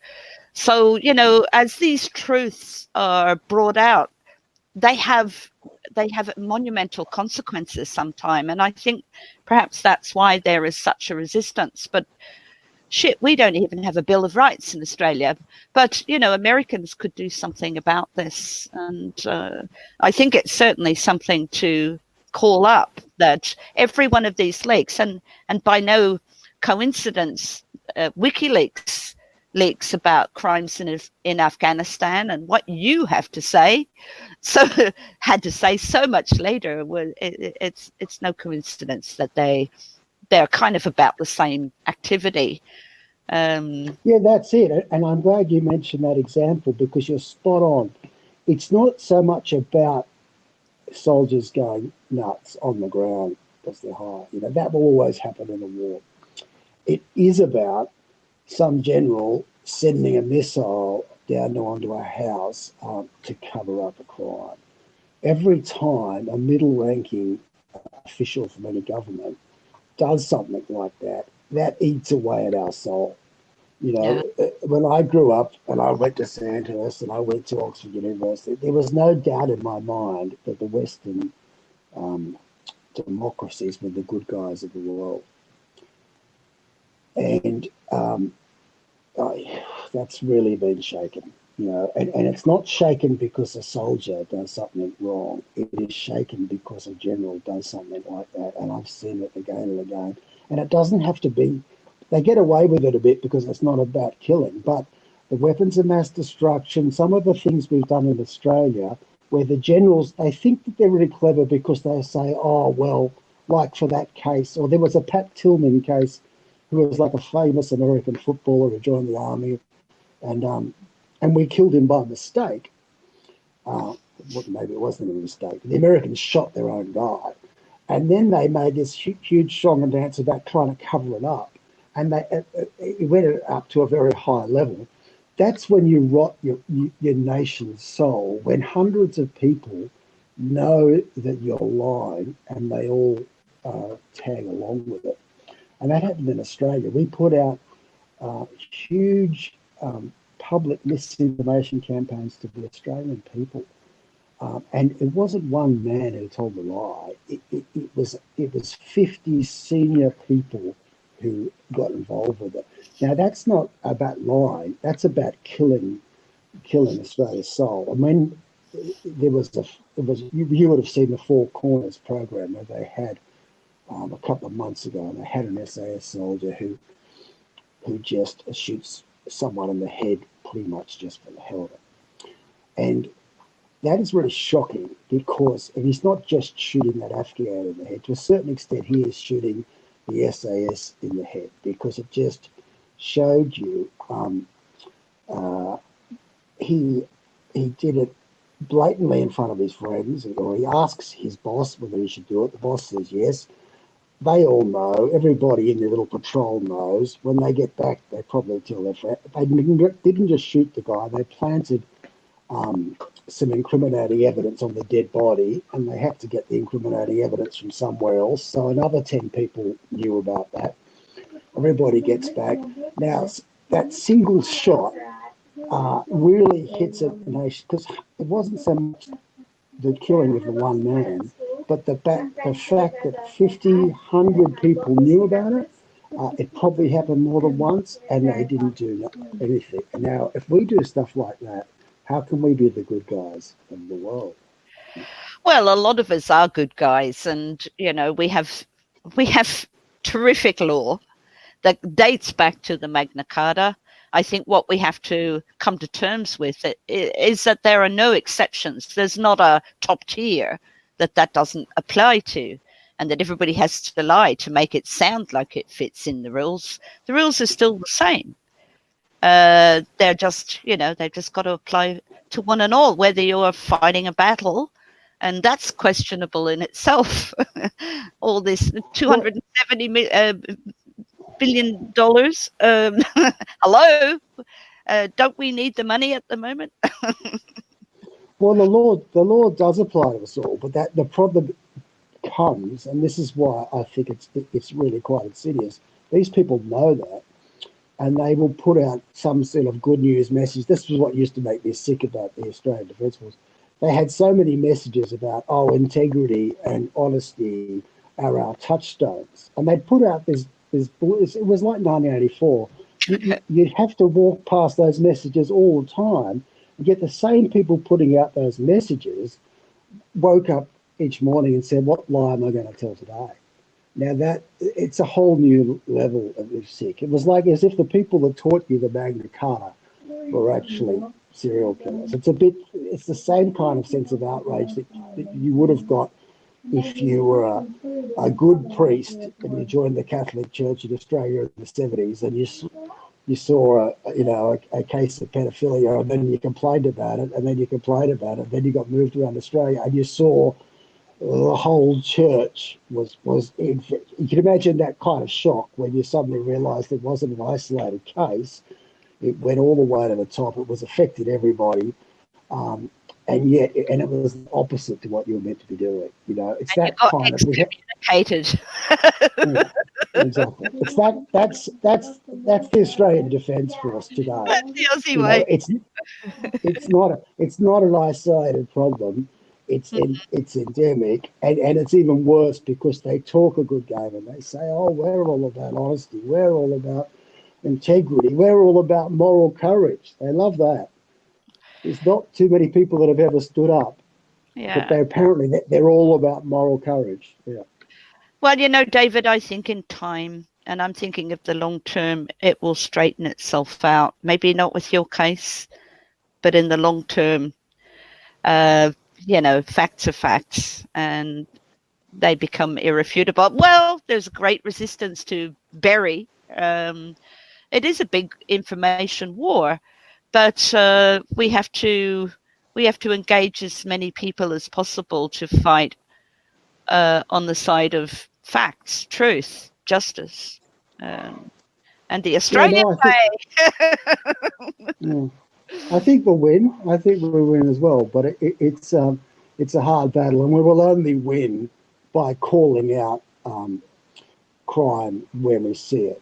We can't look the other way. We've got to call it out, and we've got to call it how it is. Yeah, no matter of our whatever contract we sign. Yeah. Well, you can't contract not to report a crime. That's an illegal contract. I know the Australian government think that you can, but it goes as far back to the Magna Carta. And you can't make some sort of deal with someone and say, by the way, if I kill my wife and bury them in a shallow grave, you're not allowed to tell anybody. It's just it doesn't work that way. Excellent point. Excellent point. I'm going to hand it back to Alex now, who's been off for a break. Thank you. Talking to me, David. Thank you so much. Thank you so much, David. And I'm not sure while I was away, did that other audience question get asked? I think perhaps David already answered it in some ways. I sent it to you, Kathy, or at least I sent it to everyone. Martin O'Connor, if David is successful in his case, what would he most like to see as the outcome of his revelations? Do you think you've covered that? Because I missed a bit. No, I haven't covered that actually. I think that I would like to see that some sort of truth and reconciliation. I'm not about just negativity. I think everybody's human. People make mistakes, but I would like to be involved in the rebuilding of the Defence Force. I'd like to be a consultant. I would like to go to the UK and see if I can help with Julian. So I've got a book being published, and I'd like to do kind of speaking tours. And everybody's human, and I would like to move forward where we get away from lessen political donations. I think that's a bit of a big problem. And I would like to sort of move towards truth in political advertising. And I think a lot of positive change can happen, and I would like to then, I guess, start a revolution in truth, as we said, in everything, to make, because you can be any kind of a, and that's what used to make very frustrating. You can do a lot legally in the world. You don't have to lie, and it's very frustrating for me to see so many lies and mistakes when they could have been prevented, and the truth would have done. We kill people by mistake in a war zone. We fess up to it and we look them in the eye and we say we're very sorry. We don't cover it up with a big bowl, because we're worried about someone's opinion poll. And I would like to start a revolution where we just start telling things how it is. But on a positive note, I'd like to help the ADF to rebuild itself. Right. Well, I mean, do you think that a certain extent our privacy that we have to trade for transparency is something that we're willing to trade, or do we feel that our privacy as people, we should still be also fighting to not be surveilled and not have all this stuff going on, but also be allowed to have the transparency? How do you feel about that? Do you feel that, you have to give away a certain amount of your privacy for your safety, and therefore then we can have transparent government? Do you think that that's the quid pro quo, if you like? Yeah, it's a good question, and privacy is a bit like the good question somebody raised before about what happens when the government doesn't follow its own laws. It doesn't necessarily sound sexy. Privacy is a hard thing to sell, but it is important because now the security services don't play fair, and the problem with the privacy thing is, and Snowden pointed this out, one of the biggest problems was you can't get the Director of National Security to say, we don't do bulk email, we don't do bulk email surveillance or whatever, when they do. So that's not really a privacy. That's the sort of thing that rots a nation's soul. And you've got a key person who goes on TV and says something which is an absolute lie, and thinks that's okay, and yet it's against the law to do that. That was the big problem with that, is that we've become we rot our own soul, in thinking that we are protecting our freedoms.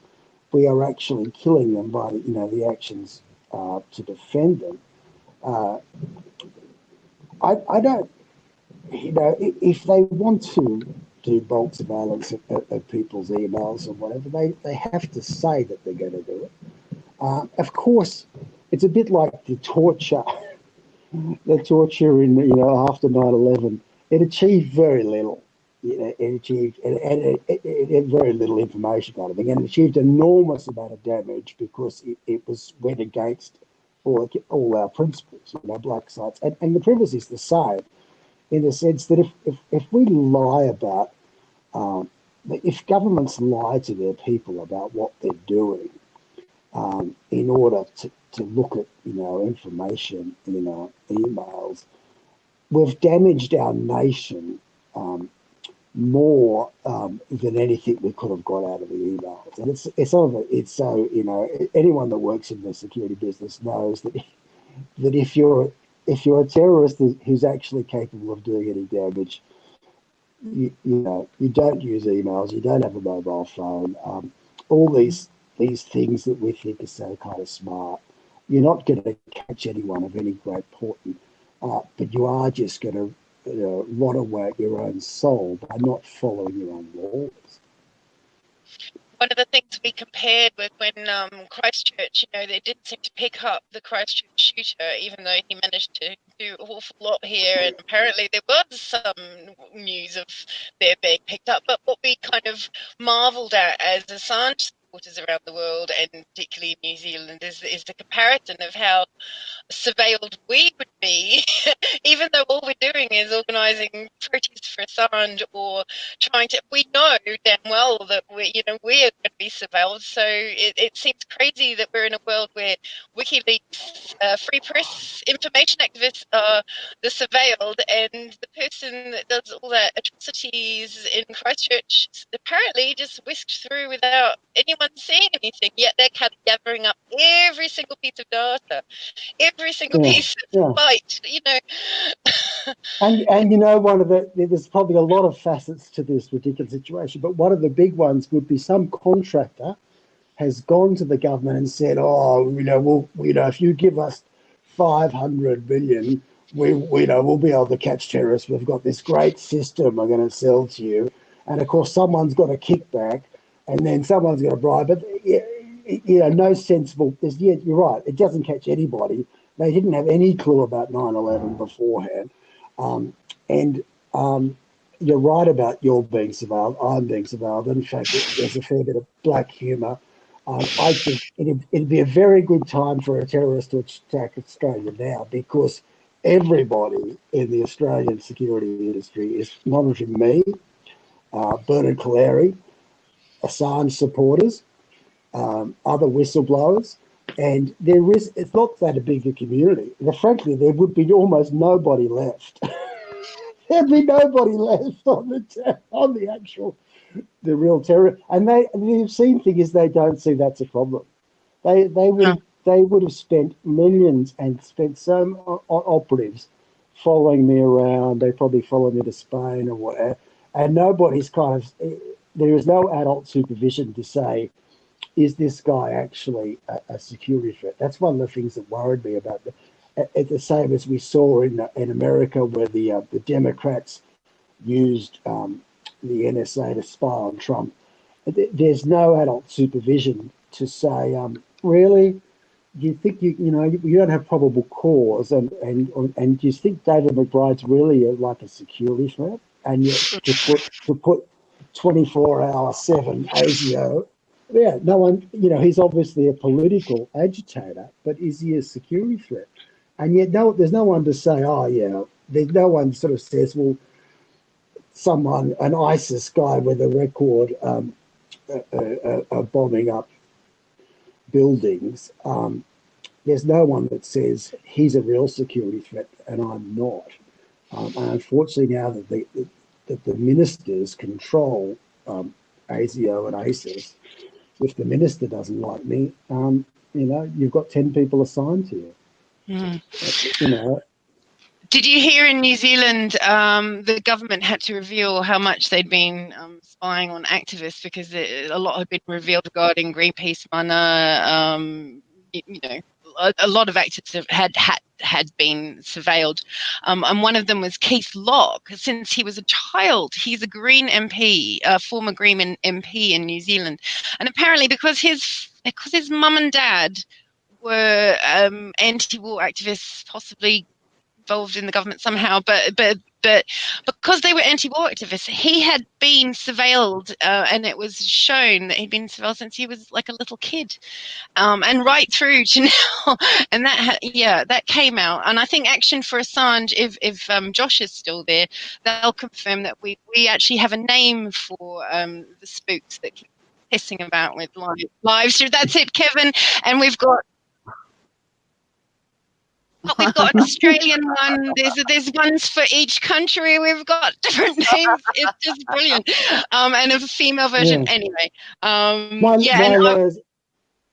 I was going to say today, the two of us from Free Assange yesterday, when we got together and we'd done massive amounts of billboards on the motorway and all sorts of things all day. We were at the Parliament, and when our two phones came in the same house, it's like they had already been slow, but then when they both came in the same house, he's a TPP activist and he's like an advocate. He's always in Parliament talking about bills. And when our phones came together, they pretty much stopped working altogether on my Wi-Fi at home. Both of us, we were just like, wow, what's going on here? Yeah. You have to have a lot of, I'm pleased you have a fair bit of black humour as well. We do that as well. My lawyers and I, we always begin each conversation. It's almost like a welcome to country, but we say, welcome to the agents listening in, and we hope you're having a good night tonight, and it's not too boring.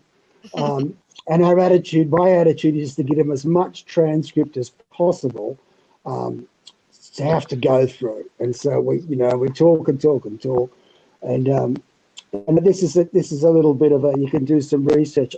you've got to find out whether they have an operation name for your surveillance. I know that you haven't made it till you've got an op name. Can you do a freedom of information request for your own data when it comes to your own surveillance? I mean, how does that go down? Would you have to know where to apply and what code name? Unfortunately, they're pretty exempt, which is a real problem because one of the things I want to do after I win my case is a damages claim, and I want to ask those. I want to find out how much they spent on surveilling me, and all the things they did. You know, I think that they did come to my 12-year-old daughter's window at night and kind of knocked on the, you know, and I want to embarrass them. I want to embarrass them and say, look at these. You know, they spoke to prospective employers of mine. Bernard Cleary thinks they even follow him to the cafe. And they don't just follow you, they put out whispering messages to people you might know. Yeah, I would love for that to be opened up in some sort of truth, just to shame them, even if it wasn't damages, but just to make the Australian public see what a bunch of gooses they are. And it'd be the same in your case. Even just a really silly glimpse that would be such a shareable moment. Like even if you could just give one little shed of light into one funny, you know, and then it would be a viral thing. It would be wonderful. Yeah, exactly. Because sometimes embarrassment and humour is the best way. I mean, there was a big shock about Australian politician who used a helicopter to go to a fundraiser or whatever. But I'd like to see how many helicopters they've used above my house, you know, while I'm having a nap, and how much money they've wasted on things like that. You know, it'd just be embarrassing for them. Yeah. Well, listen, David, we've got, I've just heard from Kathy that we might have Joe Laurier from Consortium News joining us. Is that right, Kathy? No, I'm. No. You thought you were. I'm going to speak on his behalf. But are you? Yeah, I just checked with him. But before I say that, I could recommend quite a good book because I've been producing politics in the pub in Sydney for 6 years. And there was a really terrific book that came out called. This is a Zoom call I have. Hang on, David. Can you mute while you're talking to your family? Sorry, are you able to mute your sound when? Hang on, we're back to Kathy. Yeah. So David might be interested in this if he's still listening. But there's a terrific book called Our ASIO Files that Meredith Bergerman put together, and she came to Politics in the Pub to talk about that, and it was really hilarious. Now, these kinds of files are these files on people that, you know, they were released after 30 years, and so when people who Politics in the Pub in Sydney was born 30 years ago. Right, we're having our 30th anniversary. It's the oldest event of its kind, and it used to be visited by intelligence people and all that until they learned the technology and were able to do that remotely. But you know, these all of these people that came over the years to Politics in the Pub, it turned out after 30 years they found out that they all had ASIO files on them. And so Meredith compiled a book of people talking about what was in their ASIO files, and it was the most ridiculous amount of trivia and stupid assumptions, you know, even like about certain people that visited their houses, and it was people who'd come to fix the fridge or, you know, that kind of thing. But so on behalf of Joe, and I don't know if David is still listening, but and me as well, because I'm the producer of the show, we'd like to, and we've been interested for a long time in inviting David McBride onto CN Live. We really want to get him on to talk to some of our people in Washington and compare notes, you know, between the two countries, because we have that problem in common. Being part of the Five Eyes, there is this massive agenda to control the narrative, and you know, and as Caitlin Johnson said, he who controls the narrative controls the world. But this is a major problem at the beginning. Well, now 2 decades into the 21st century, and things should be different by now. But it's a problem that we have to solve, and it would be a real pleasure to have David on Consortium News come on and talk to us and our public. So if David do that, I'd love it. I'd love it, and I can tell you, it really helps me because to know you're not alone. And most of the time, I thought I was alone, and I was very, very down. And to hear other people from around the world, especially in America, really know what's going on, professionals like me, it is just music to my ears. I just love it. I feel like $1 million afterwards, even if just hearing about other scams going on in other parts of the world, let alone talking about my own. I just love it. And I did one already. I don't think it was, and I didn't even really know who it was, and I just kind of picked up the phone and I was half asleep. And it buoyed me so much that I'd love it. So anytime you want to call, I'd love to chat. Lovely. Thank you very much. Over to you. I actually had a wonderful experience at a Juneteenth party, which is sort of race related, and it's also happens to be my friend's birthday party. But she didn't want to celebrate it. She wanted everyone to come and show their talents or do a speech. And we had this girlfriend of mine came in Abraham Lincoln beard and did the Founding Fathers speech with beautiful singing by a black choir. Swing Low, Sweet Chariot going on in the background with a video screen. Well, Kathy, after that, I got up and I did Let the Light In. I did exactly what I did at Politics at the Pub in Sydney. So I flew over to Sydney for one day and did it. Got fundraising, And so we did. Kathy had recut a video which I made quite crudely one Christmas Eve, and it went to 300,000 impressions on Twitter. It was insane that day, but it was a pretty crude video. Like, it used my old candle photos from a couple of years ago. And the reason I did it was because Alex Taylor was a major sort of inspiration for me to play the violin in the first place for activism.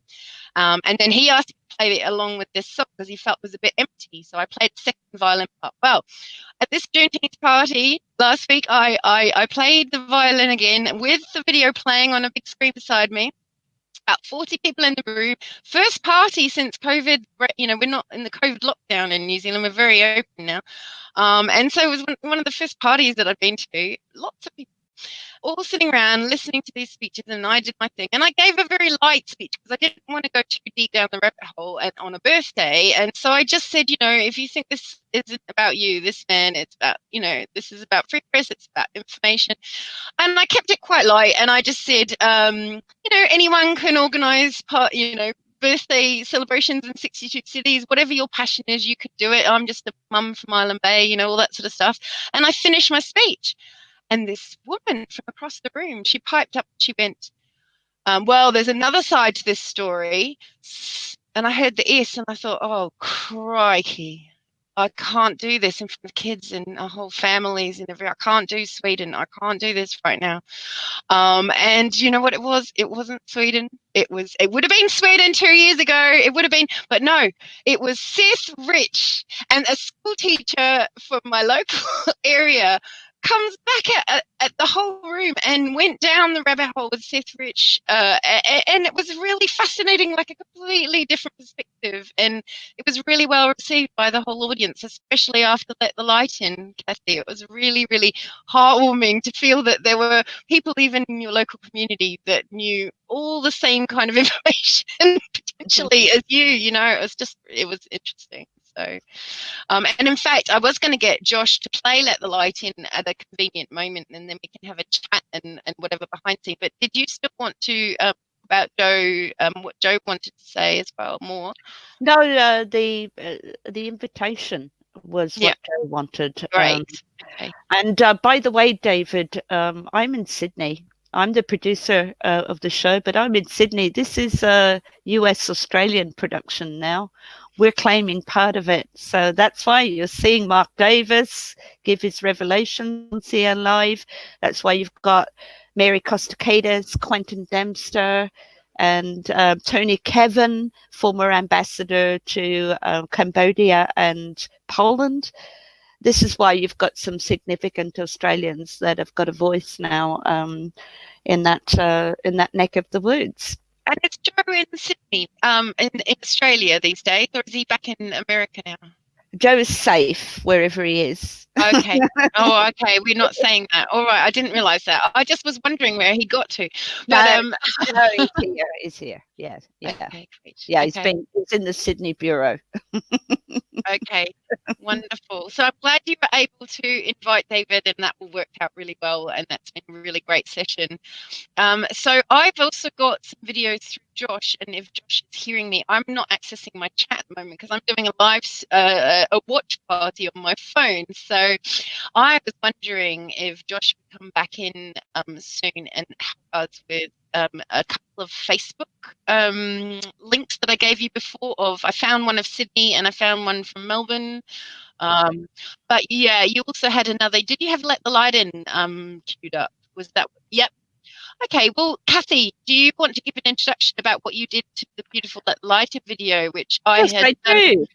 Yeah. Yes, I do. I just, you were saying that you put some images from your candles thing, and I listened to that song, and I just thought it was like one of the most beautiful songs I'd heard in a long time, straight from the heart, but such a great composition, melody, and musicianship, the voice of an angel.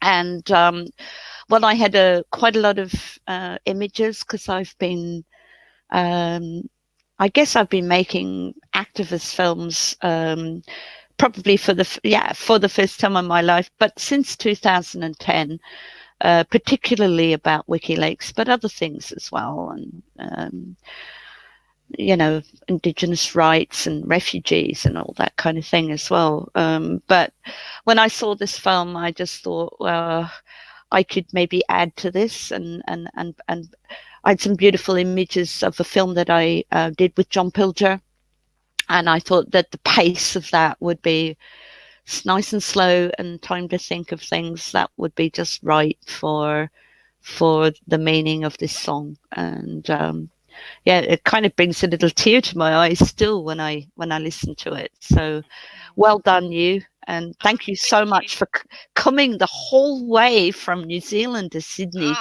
to play along with it. That was extraordinary.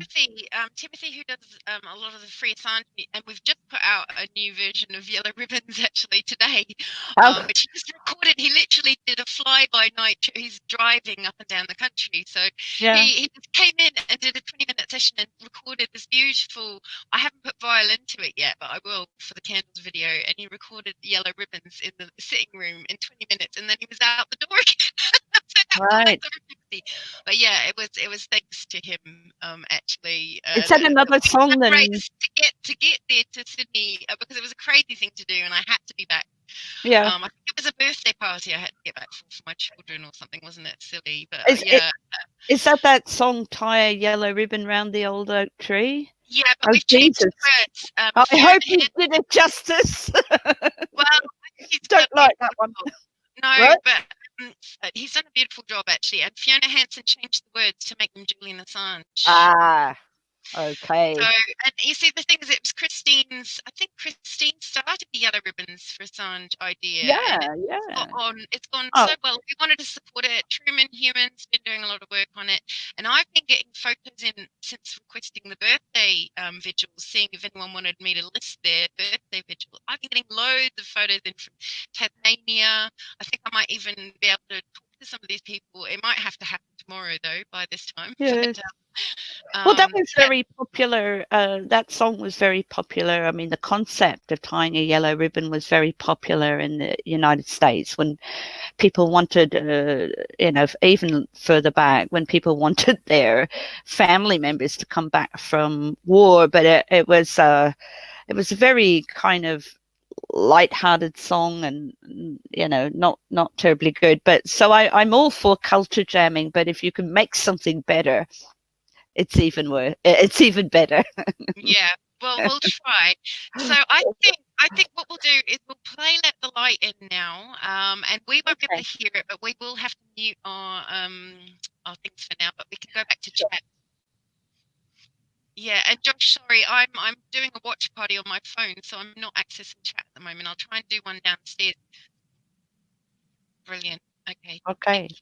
Okay, let's play it.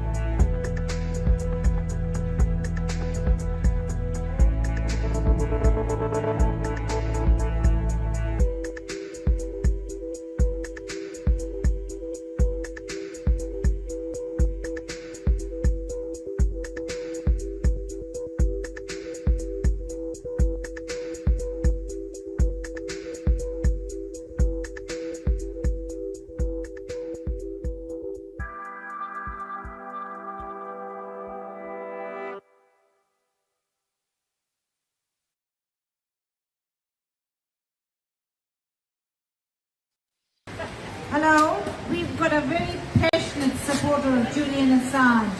She comes to nearly all our rituals and she wants us to read a little message. It's a message straight from the heart, from Christina. She wrote it herself. So please. As Julian says, the best way to achieve justice is to expose injustice. That's what Mr. Julian Assange's scientific journalism achieved, justice. That's what his secure Dropbox enables, justice. That's why Mr. Assange is the most distinguished, award-winning Australian journalist in history. That's why corrupt people in power fear him. That's why the corrupt loathe the honest citizens he assists, courageous whistleblowers in business, workplaces, banks, the police, the military and governments. It's time to jail those criminals and to free Mr. Julian Assange. Our right to know is his right to publish the truth. We need a functioning democracy, not a corrupt democracy. Sign petitions, write to UNPs, inform others, join protests. We have very little time. Marisa Payne, do your job. Woo! Free Assange! Shame Maurice Payne! We demand!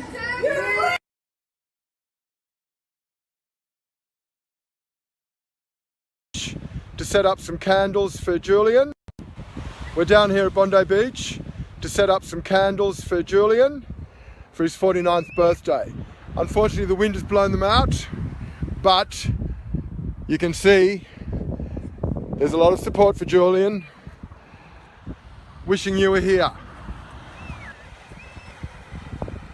All the best.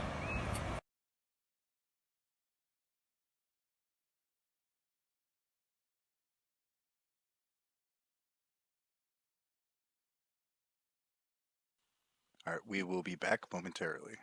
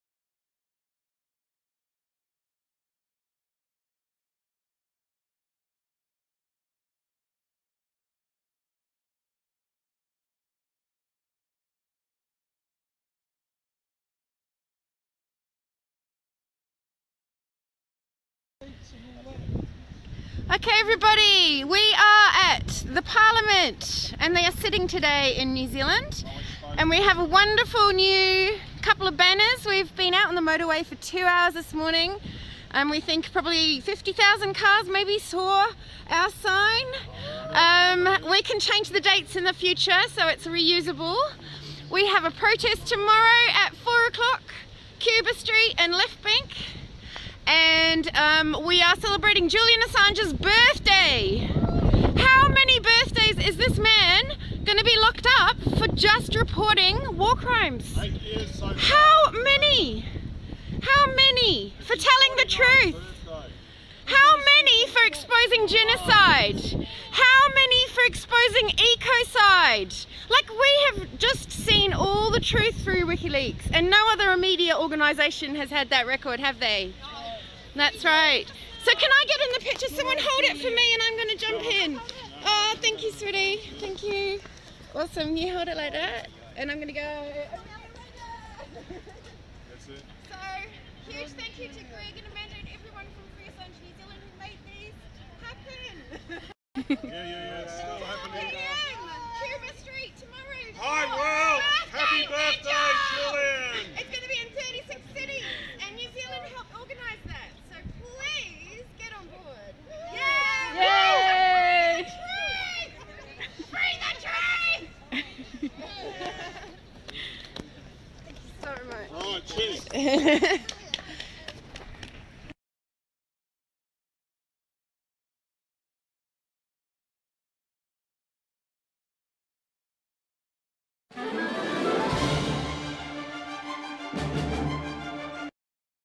We're delighted to have with us the President of the United States, Donald Trump, George White.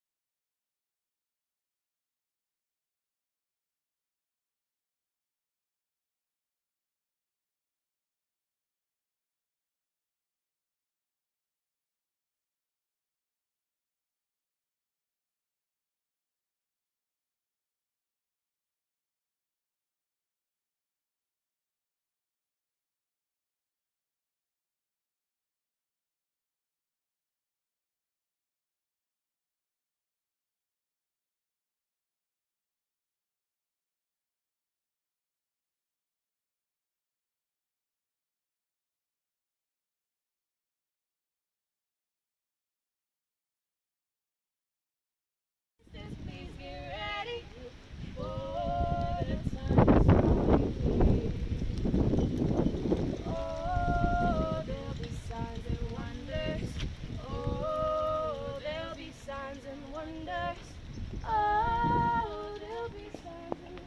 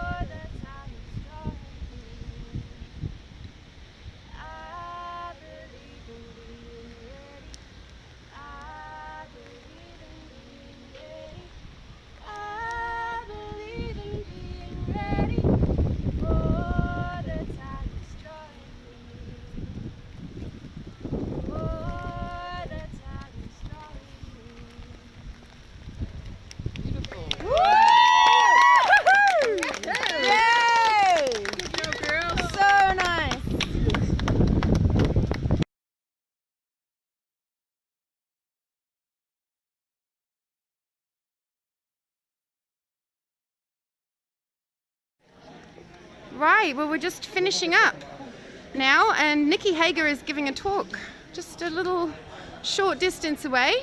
So we've got still a little crew left over 2 hours later. Really lovely, and thank you so much for all coming. And there's Free Julian. Maybe I can get in it too and someone can hold it. And does anyone want to say any messages for Julian on his birthday? Here you go. It's Free videoing. Assange. It's videoing. Your hand. Yep.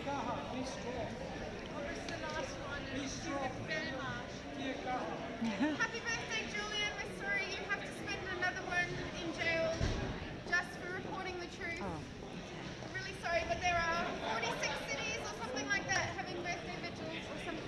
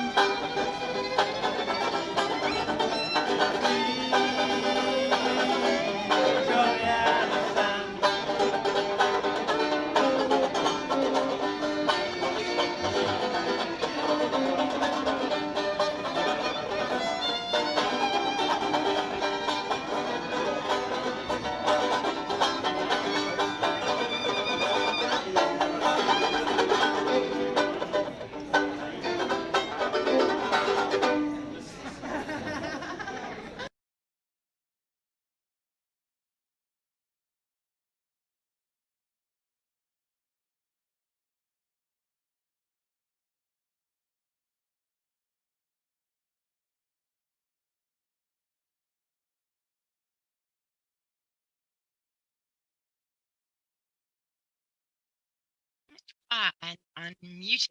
So, Josh, are we live now with Action for Assange? Brilliant. Okay, so I think we've got Kat Mima possibly coming to join us. I've sent the link to her. I thought I had sent it already, but obviously. Okay, cool. So we can get her coming in soon. And I believe that we've had a series of videos in a kind of crazy pickle of an order, which is just the order that I'm sending links to Josh. But I've been cruising around Melbourne for WikiLeaks, who had a protest today. I had a look at Sydney. They've had a selfie thing today where they're asking people to send Julian messages as a selfie video or some kind of presentation to support Assange and WikiLeaks coalition in Sydney. Also there you would have seen a beautiful duet by a couple of girls at the protest yesterday, and they reached out to us because they happened to be going to Parliament the same day for protest, and they realised that their issues were exactly the same as our issues. They were fighting the COVID bill from a whole bunch of different perspectives, to do with children, to do with human rights, to do with surveillance, all those things, and transparency. And they reached out to Free Assange New Zealand, and so we had a joint protest at Parliament yesterday, sort of a pre-birthday party, and that footage might have been going out as well. And you might have seen a flag there. It's a really important old flag of New Zealand, sort of harks back to, we'd love it to be Aotearoa, not Corporation New Zealand, and that's the original Maori flag, and it's a very powerful symbol here, I think. So it was quite nice to get some footage of it at Parliament at Beehive. We call our Parliament here Beehive. I suppose they built that building thinking it was like a busy bee, a hive. But it's sort of like a really horrible, non-transparent, concrete, it's just like the epitome of closing out public as a building.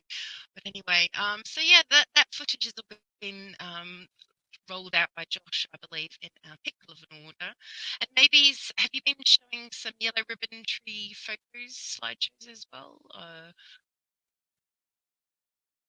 Cool. Cool. We're getting them in from all over the place. We've had some beautiful photos from Tasmania, which have appeared on my thread on Candles for Assange on Twitter. And yeah, so there's been lots of beautiful videos and things coming through, and we've just been playing them out in no particular order. So what I'm thinking, Josh, is if we don't have Kat Mima soon, we've done quite a good set for tonight already, and we could always go back live later unless you had something lined up that you wanted to show. What are you thinking, Josh? Oh, you've gone. Okay. Well, if it's just going to be me, I might as well tell you what we've been doing in Wellington over the last 2 days. So we got vinyl made up very kindly by someone at Cost, big yellow banner to sort of hark at the yellow ribbons for Assange. And we put it across the motorway both ways on the day that Parliament sat again, right in the middle of Wellington.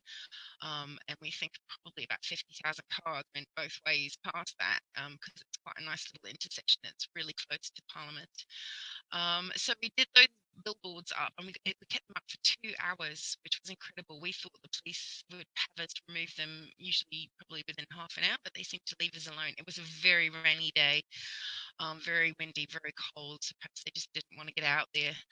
Anyway, after that, we started tying yellow ribbons around trees at Parliament, and we met up with those protesters who are called Revolution. They've got a group on Facebook, and the love is back to front letters. Revolution, and they're protesting for transparency and surveillance in New Zealand, which is a very heavily surveilled country. And then, so after we did that, we had a few speakers speeches. They had a few speeches, and in their speeches, almost all the speakers acknowledged Julian. Some of them spoke at length about him, and so it was really refreshing because normally we would have at a Free Assange New Zealand protest, 20 people, something like that, but it was a much bigger crowd. It's probably about 40 or 50. So it felt like we were getting the word out to more people, and these were people who were very open to the ideas that we were sort of putting forward for free press. Right, I'm just wondering if I share the screen, Josh, because you've disappeared. Oh, you're there.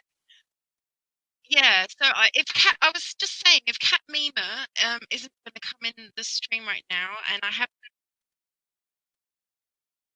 yeah, okay. Well, I was just wondering if there's any more videos that we want to play from the links that I've been sending you.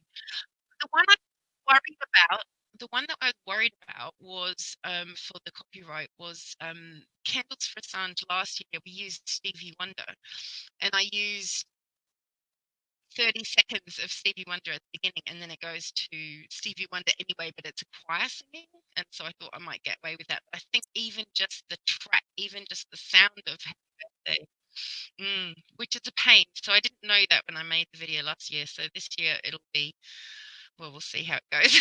Hopefully, you didn't get a copyright strike for our Yellow Ribbons version, did you?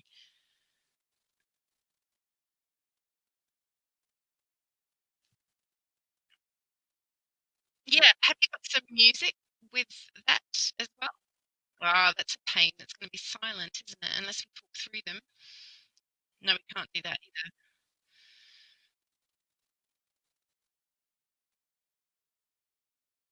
I've got a video of us being accosted by guards at Parliament, which is quite interesting. Which I could send you, which hasn't got any music in it. I can promise that. If you're interested, yeah. So I hopefully. I don't know if it breaks into music at the end of it because I do tend to do things like that. But I'm just going to send you a link now for basically we were at Parliament and we were just trying to collect names and addresses of other supporters who were with us, protesting. And so we had clipboards and they were signing in and they wouldn't let us write down names. They wouldn't let us take down contact details of other people. Yes, and we couldn't believe it.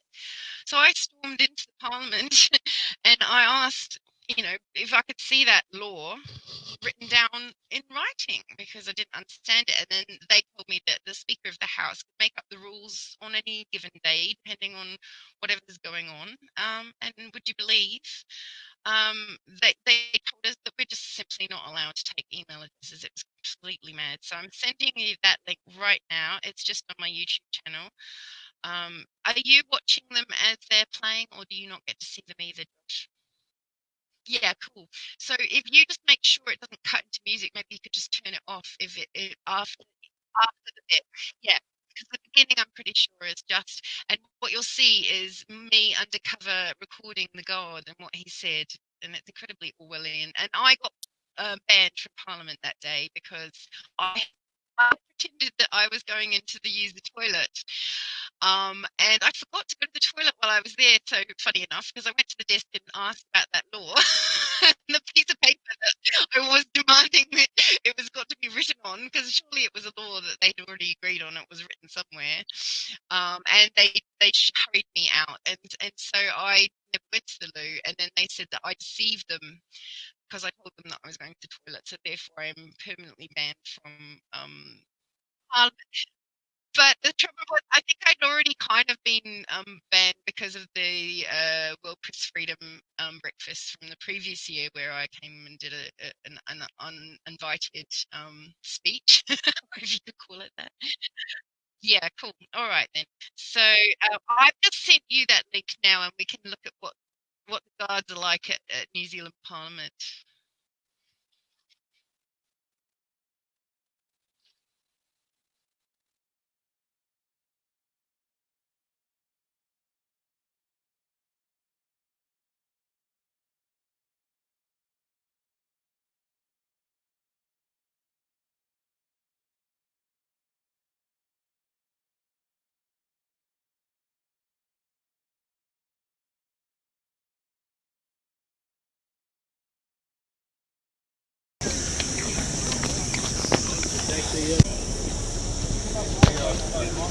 Can you tell me what on earth it came out of? Sorry? But just to contact people well, for I protesting. understand Is that really? reality. Can I film you saying that? No. Okay.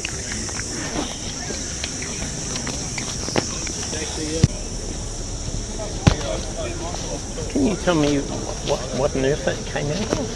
Sorry? Well, I understand from what Alex said that you weren't allowed collecting signatures. That's public ground, that's public space. This space belongs to Parliament, Yeah, and on and behalf the New of Zealand people. Yeah, the whole building does, and everything the whole New does. Zealand But people. that doesn't mean you can particularly go into the Prime Minister's office, although she belongs to the people. Yeah, So but you because can, this is there's working- nothing stopping you collecting signatures out Yeah, there. yes, And why you? Where does it say that you can be? This is totally new because Right, I've been active in campaigns for 50 years, and I've never ever heard of that. And I was also a Green Party regional councillor for 9 years, and I don't. Can you tell me where that's come from? Who's made that? That comes from the Speaker's office, Speaker of Parliament. So the Speaker of the Parliament, and when did he issue that decree? It's been for years and years. You can look it That up. you're not allowed to collect signatures on Yes, Parliament grounds. Then you'll understand why. You don't have to agree, of course. It's your right not to agree. You see, this Parliament belongs to everyone. Yeah. And if you start allowing people to collect signatures of your pamphlets from one particular organisation, it means people on Parliament are seen to be promoting one particular thing, whereas the people for everyone has their own views. So to avoid that, so you can go outside the Parliament grounds on the road and do it. That's fine. But I can't. That seems pretty bizarre to me. The reasoning behind it just seems completely rational. It's so that everyone is it's actually neutral. a petition is giving voice to the people, and you can have multiple petitions. You could have one doing one side and one doing another side, and it's a free. Then what will happen is people start getting. Well, in New and then Zealand, you have New issues. New Zealand, So to avoid that, people are more respectful of each other. Fortunately, we haven't had this sort of war. Only extremists like this guy that's in Christchurch. But that is not behaviour from 99%. I've been here 2 years and I've seen police having to break up here because two people had opposing views. So it's but you always can have two. So that's two the reasoning people behind that. that. But that's not. I mean, if some people are fighting, then obviously you need police or somebody to intervene to stop You could that. always write. That's not the you could always way write to the it's done. Speaker and ask why this is. Yeah, well, it certainly will. Yeah. Alex, you're self-interested. I went and attacked one of them, but that's totally irrational that they Apparently the Speaker sets the laws and we should have looked at the piece of paper that the Speaker gave us. Well, I don't know who they gave the paper to, but I...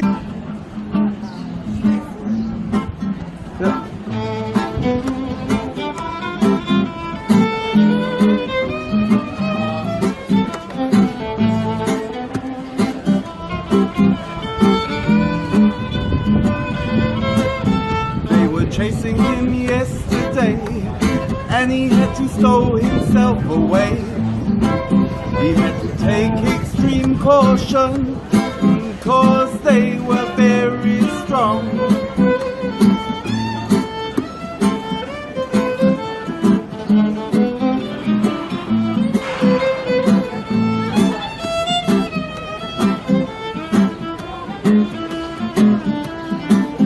But they had to let him be in the Ecuadorian embassy.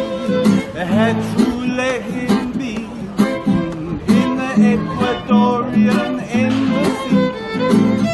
He exposed them, disrobed them, Julian Assange. Yeah. He exposed them, disrobed them. They don't care for democracy when protecting their war machine. No, they don't care for democracy when protecting all their dodgy schemes.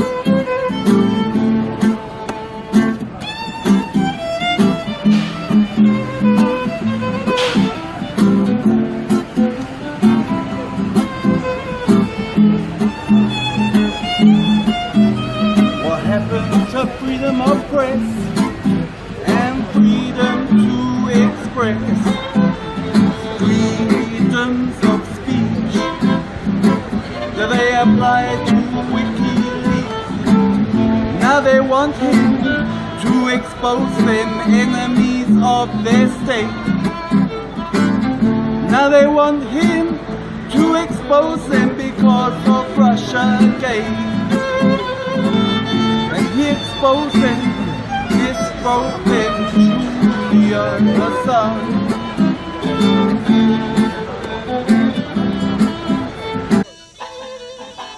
He exposed them, disrobed them, Julian Assange. He exposed them, disrobed them. What happened to United States? It's just a big mess, isn't it? Well, I can't do as well as Timothy because I'm not a singer.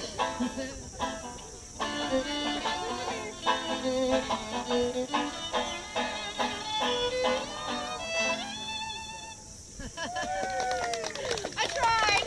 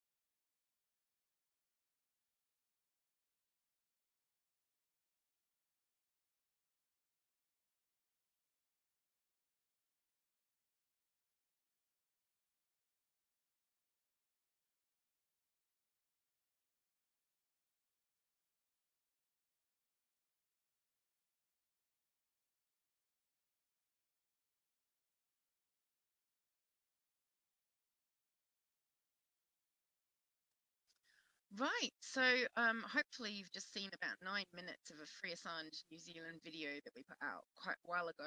It was during the February protests. You might have seen maps of the world going around, which is Somerset Bean's beautiful graphics of all the events that were going on when the trial started. Because we did a global kind of get together again, and then we were trying to get all the solidarity actions going, and that's always been a focus of mine, because I feel like we've always felt very alone, all these Assange supporters all around the world, and the feeling that the world can all join together and protest together, even in small groups, but in each city, I think it means more, and we all feel connected, and we are a bit of a family. And it's a difficult one because, you know, there's dark forces out there to make life difficult for us. I'm sure we've all seen Kevin's and my volume is. I'll just put my mic up a little bit if that's better. Sorry about that. Anyway, so what you would have seen there was the guards basically saying, well, the park's for everyone, so, you know, you can't hand out pamphlets, which just didn't make any sense. And I got the similar story inside. And then you heard a little bit of Timothy and I playing some music, Free Assange New Zealand song, which is another song actually that we could play, which is quite an original one. And I'm hoping Timothy might arrive some time in the middle of the night to actually play some music. We might be able to do some music right here into the live stream. I don't know how that would go down on Jitsi. It might be better than Zoom. I don't know. But anyway, so you just saw a whole bunch of actions that were planned around that February date, February 24 for the original trial. And of course, we've got the September trial coming up, and Action for Assange are trying to fundraise to get down to DC and trying to do what they do so well, which is, you know, they have a whole week of intense protests. They go to, you're doing 3 weeks this time, so but you've got, last time it was like a whole intense week of you know, actions outside media organizations, actions outside the DOJ, actions like marches from the Trump you know, tower, and, you know, so lots of wonderful things. I don't know, it's not Trump Tower, is it? But there's, you know, there was something something Trump, maybe White House to DOJ, was it a walk? Anyway, a whole series of events, and so they're trying to muster that again and get some exciting stuff happening. And of course, we all don't know what's going on with COVID. I speak from a very privileged position of, we shut down really hard in New Zealand. It was pretty tough, but we really went full on the shutdown, and so we got rewarded by supposedly getting out earlier. We've had a few ifs and buts, but generally we're all out and about, and it's normal for us. We're disconnected, but I mean, it's very different for everyone, which is why, while we had 62 cities for Candles for Assange last year, which was just incredible, we're in a very difficult situation, and a number of the actions that are listed under Candles for Assange, they're just going to be solo actions. There's someone putting yellow ribbons around trees, or putting balloons up, or giving out cake. For instance, there was a stall in Darwin. I was hoping to hear from Max, who is there with Fortress 1977 from Twitter. And they were running a stall. They might be still running it all day, and I'm hoping to try and connect with them, because they're on the Adelaide Darwin time zone, which is the funny one at the half hours. But anyway, enough of that. Probably as part of the slideshow that you might have seen, or you will see, there is a schedule, and what it is 24-hour clock, all the hours of 24-hour clock across all the time zones horizontally. So you've got New Zealand first, because we see the sunlight first, then you've got Sydney, then you've got Adelaide Darwin line, which is the half-hour one, then you've got your Perth, and then we go all the way to Vienna time zone, London, which is European Central Time, and then we've got London time zone, and then it goes over to Rio, and then Washington DC time, and then Mexico time, Denver time, because I've had to allow for all the cities so that they can all know when everyone else's events is on, and then it's easier to come into things like this from all different countries around the world. Because here in New Zealand, we've done our protests, it's nighttime, and yeah, we're all done here. I think, not me. I'm going to stay up all night if I need to, and keep on going live whenever there is something. So what we were thinking is that we will have a break unless Kat Nima arrives in next time and we can have a conversation with her. But if not, we will have a little break and we will try and come back probably for London, which will be running a vigil all day. And there's a special event happening at 5 p.m. British time. That's UTC +1. But they are literally going to be there in the next 10 minutes or so, from midday right through to 7 or 8 p.m. We're hoping to cut live to either Dave Simpson on the ground there or Ali May 101234 on Twitter. Gosh, that's good memory, isn't it? But she's very special. And so we've got a whole bunch of people we want to cut to. One of the most beautiful sounding ones is Tulsa. It's going to release some balloons at the end of their walk, which is a 3-hour walk starting for Bear Fountain from memory. But it's all on the schedule, which you'll find on Candles for Assange on Facebook and also on Candles for Assange on the thread, which is pinned to my tweet. And it's a very long one. At the very bottom, you'll find a new schedule from me, which is hopefully a little bit easier to understand for all those time zones. So no Cat Mima yet, Josh? No. All right, so I think we all need to have a little rest, and we will come back and we will try. I think we missed out on getting it onto Facebook through Unity 4J, which was how we got so many views. Oh, right, I couldn't see it coming up live. So. Yeah, no, I found yours. Yeah, no, I found yours. Yours is there, but we did it before on Unity 4J for the April 11th. Yeah, so I think I'm going to get Joe or someone to help me in the morning, and maybe we can start streaming it off onto Facebook on Unity 4J. That was really good. Yeah. And in the meantime, I'm going to ask anyone who is able to, hold a watch party when you next see us come up live, because the schedule is quite hard to figure out when we're coming out live. Right now here in New Zealand, it is 10:47. So 11 o'clock on my schedule here says London has actually started. I mean, we could actually ring them and even go live to them and see what it looks like, but it would be literally the first minute. And I bet you, knowing how organisers are, I'm pretty sure that it's going to be pretty hectic beginning until it settles down a bit. So, all right, I think that's the best thing. We'll have a break and we will see you soon with more videos from around the world, and we'll try and find all those photos that have been coming in with yellow ribbons and yellow balloons and cakes and all those things. So thank you very much, guys. Thanks for listening so far, and tune in again soon.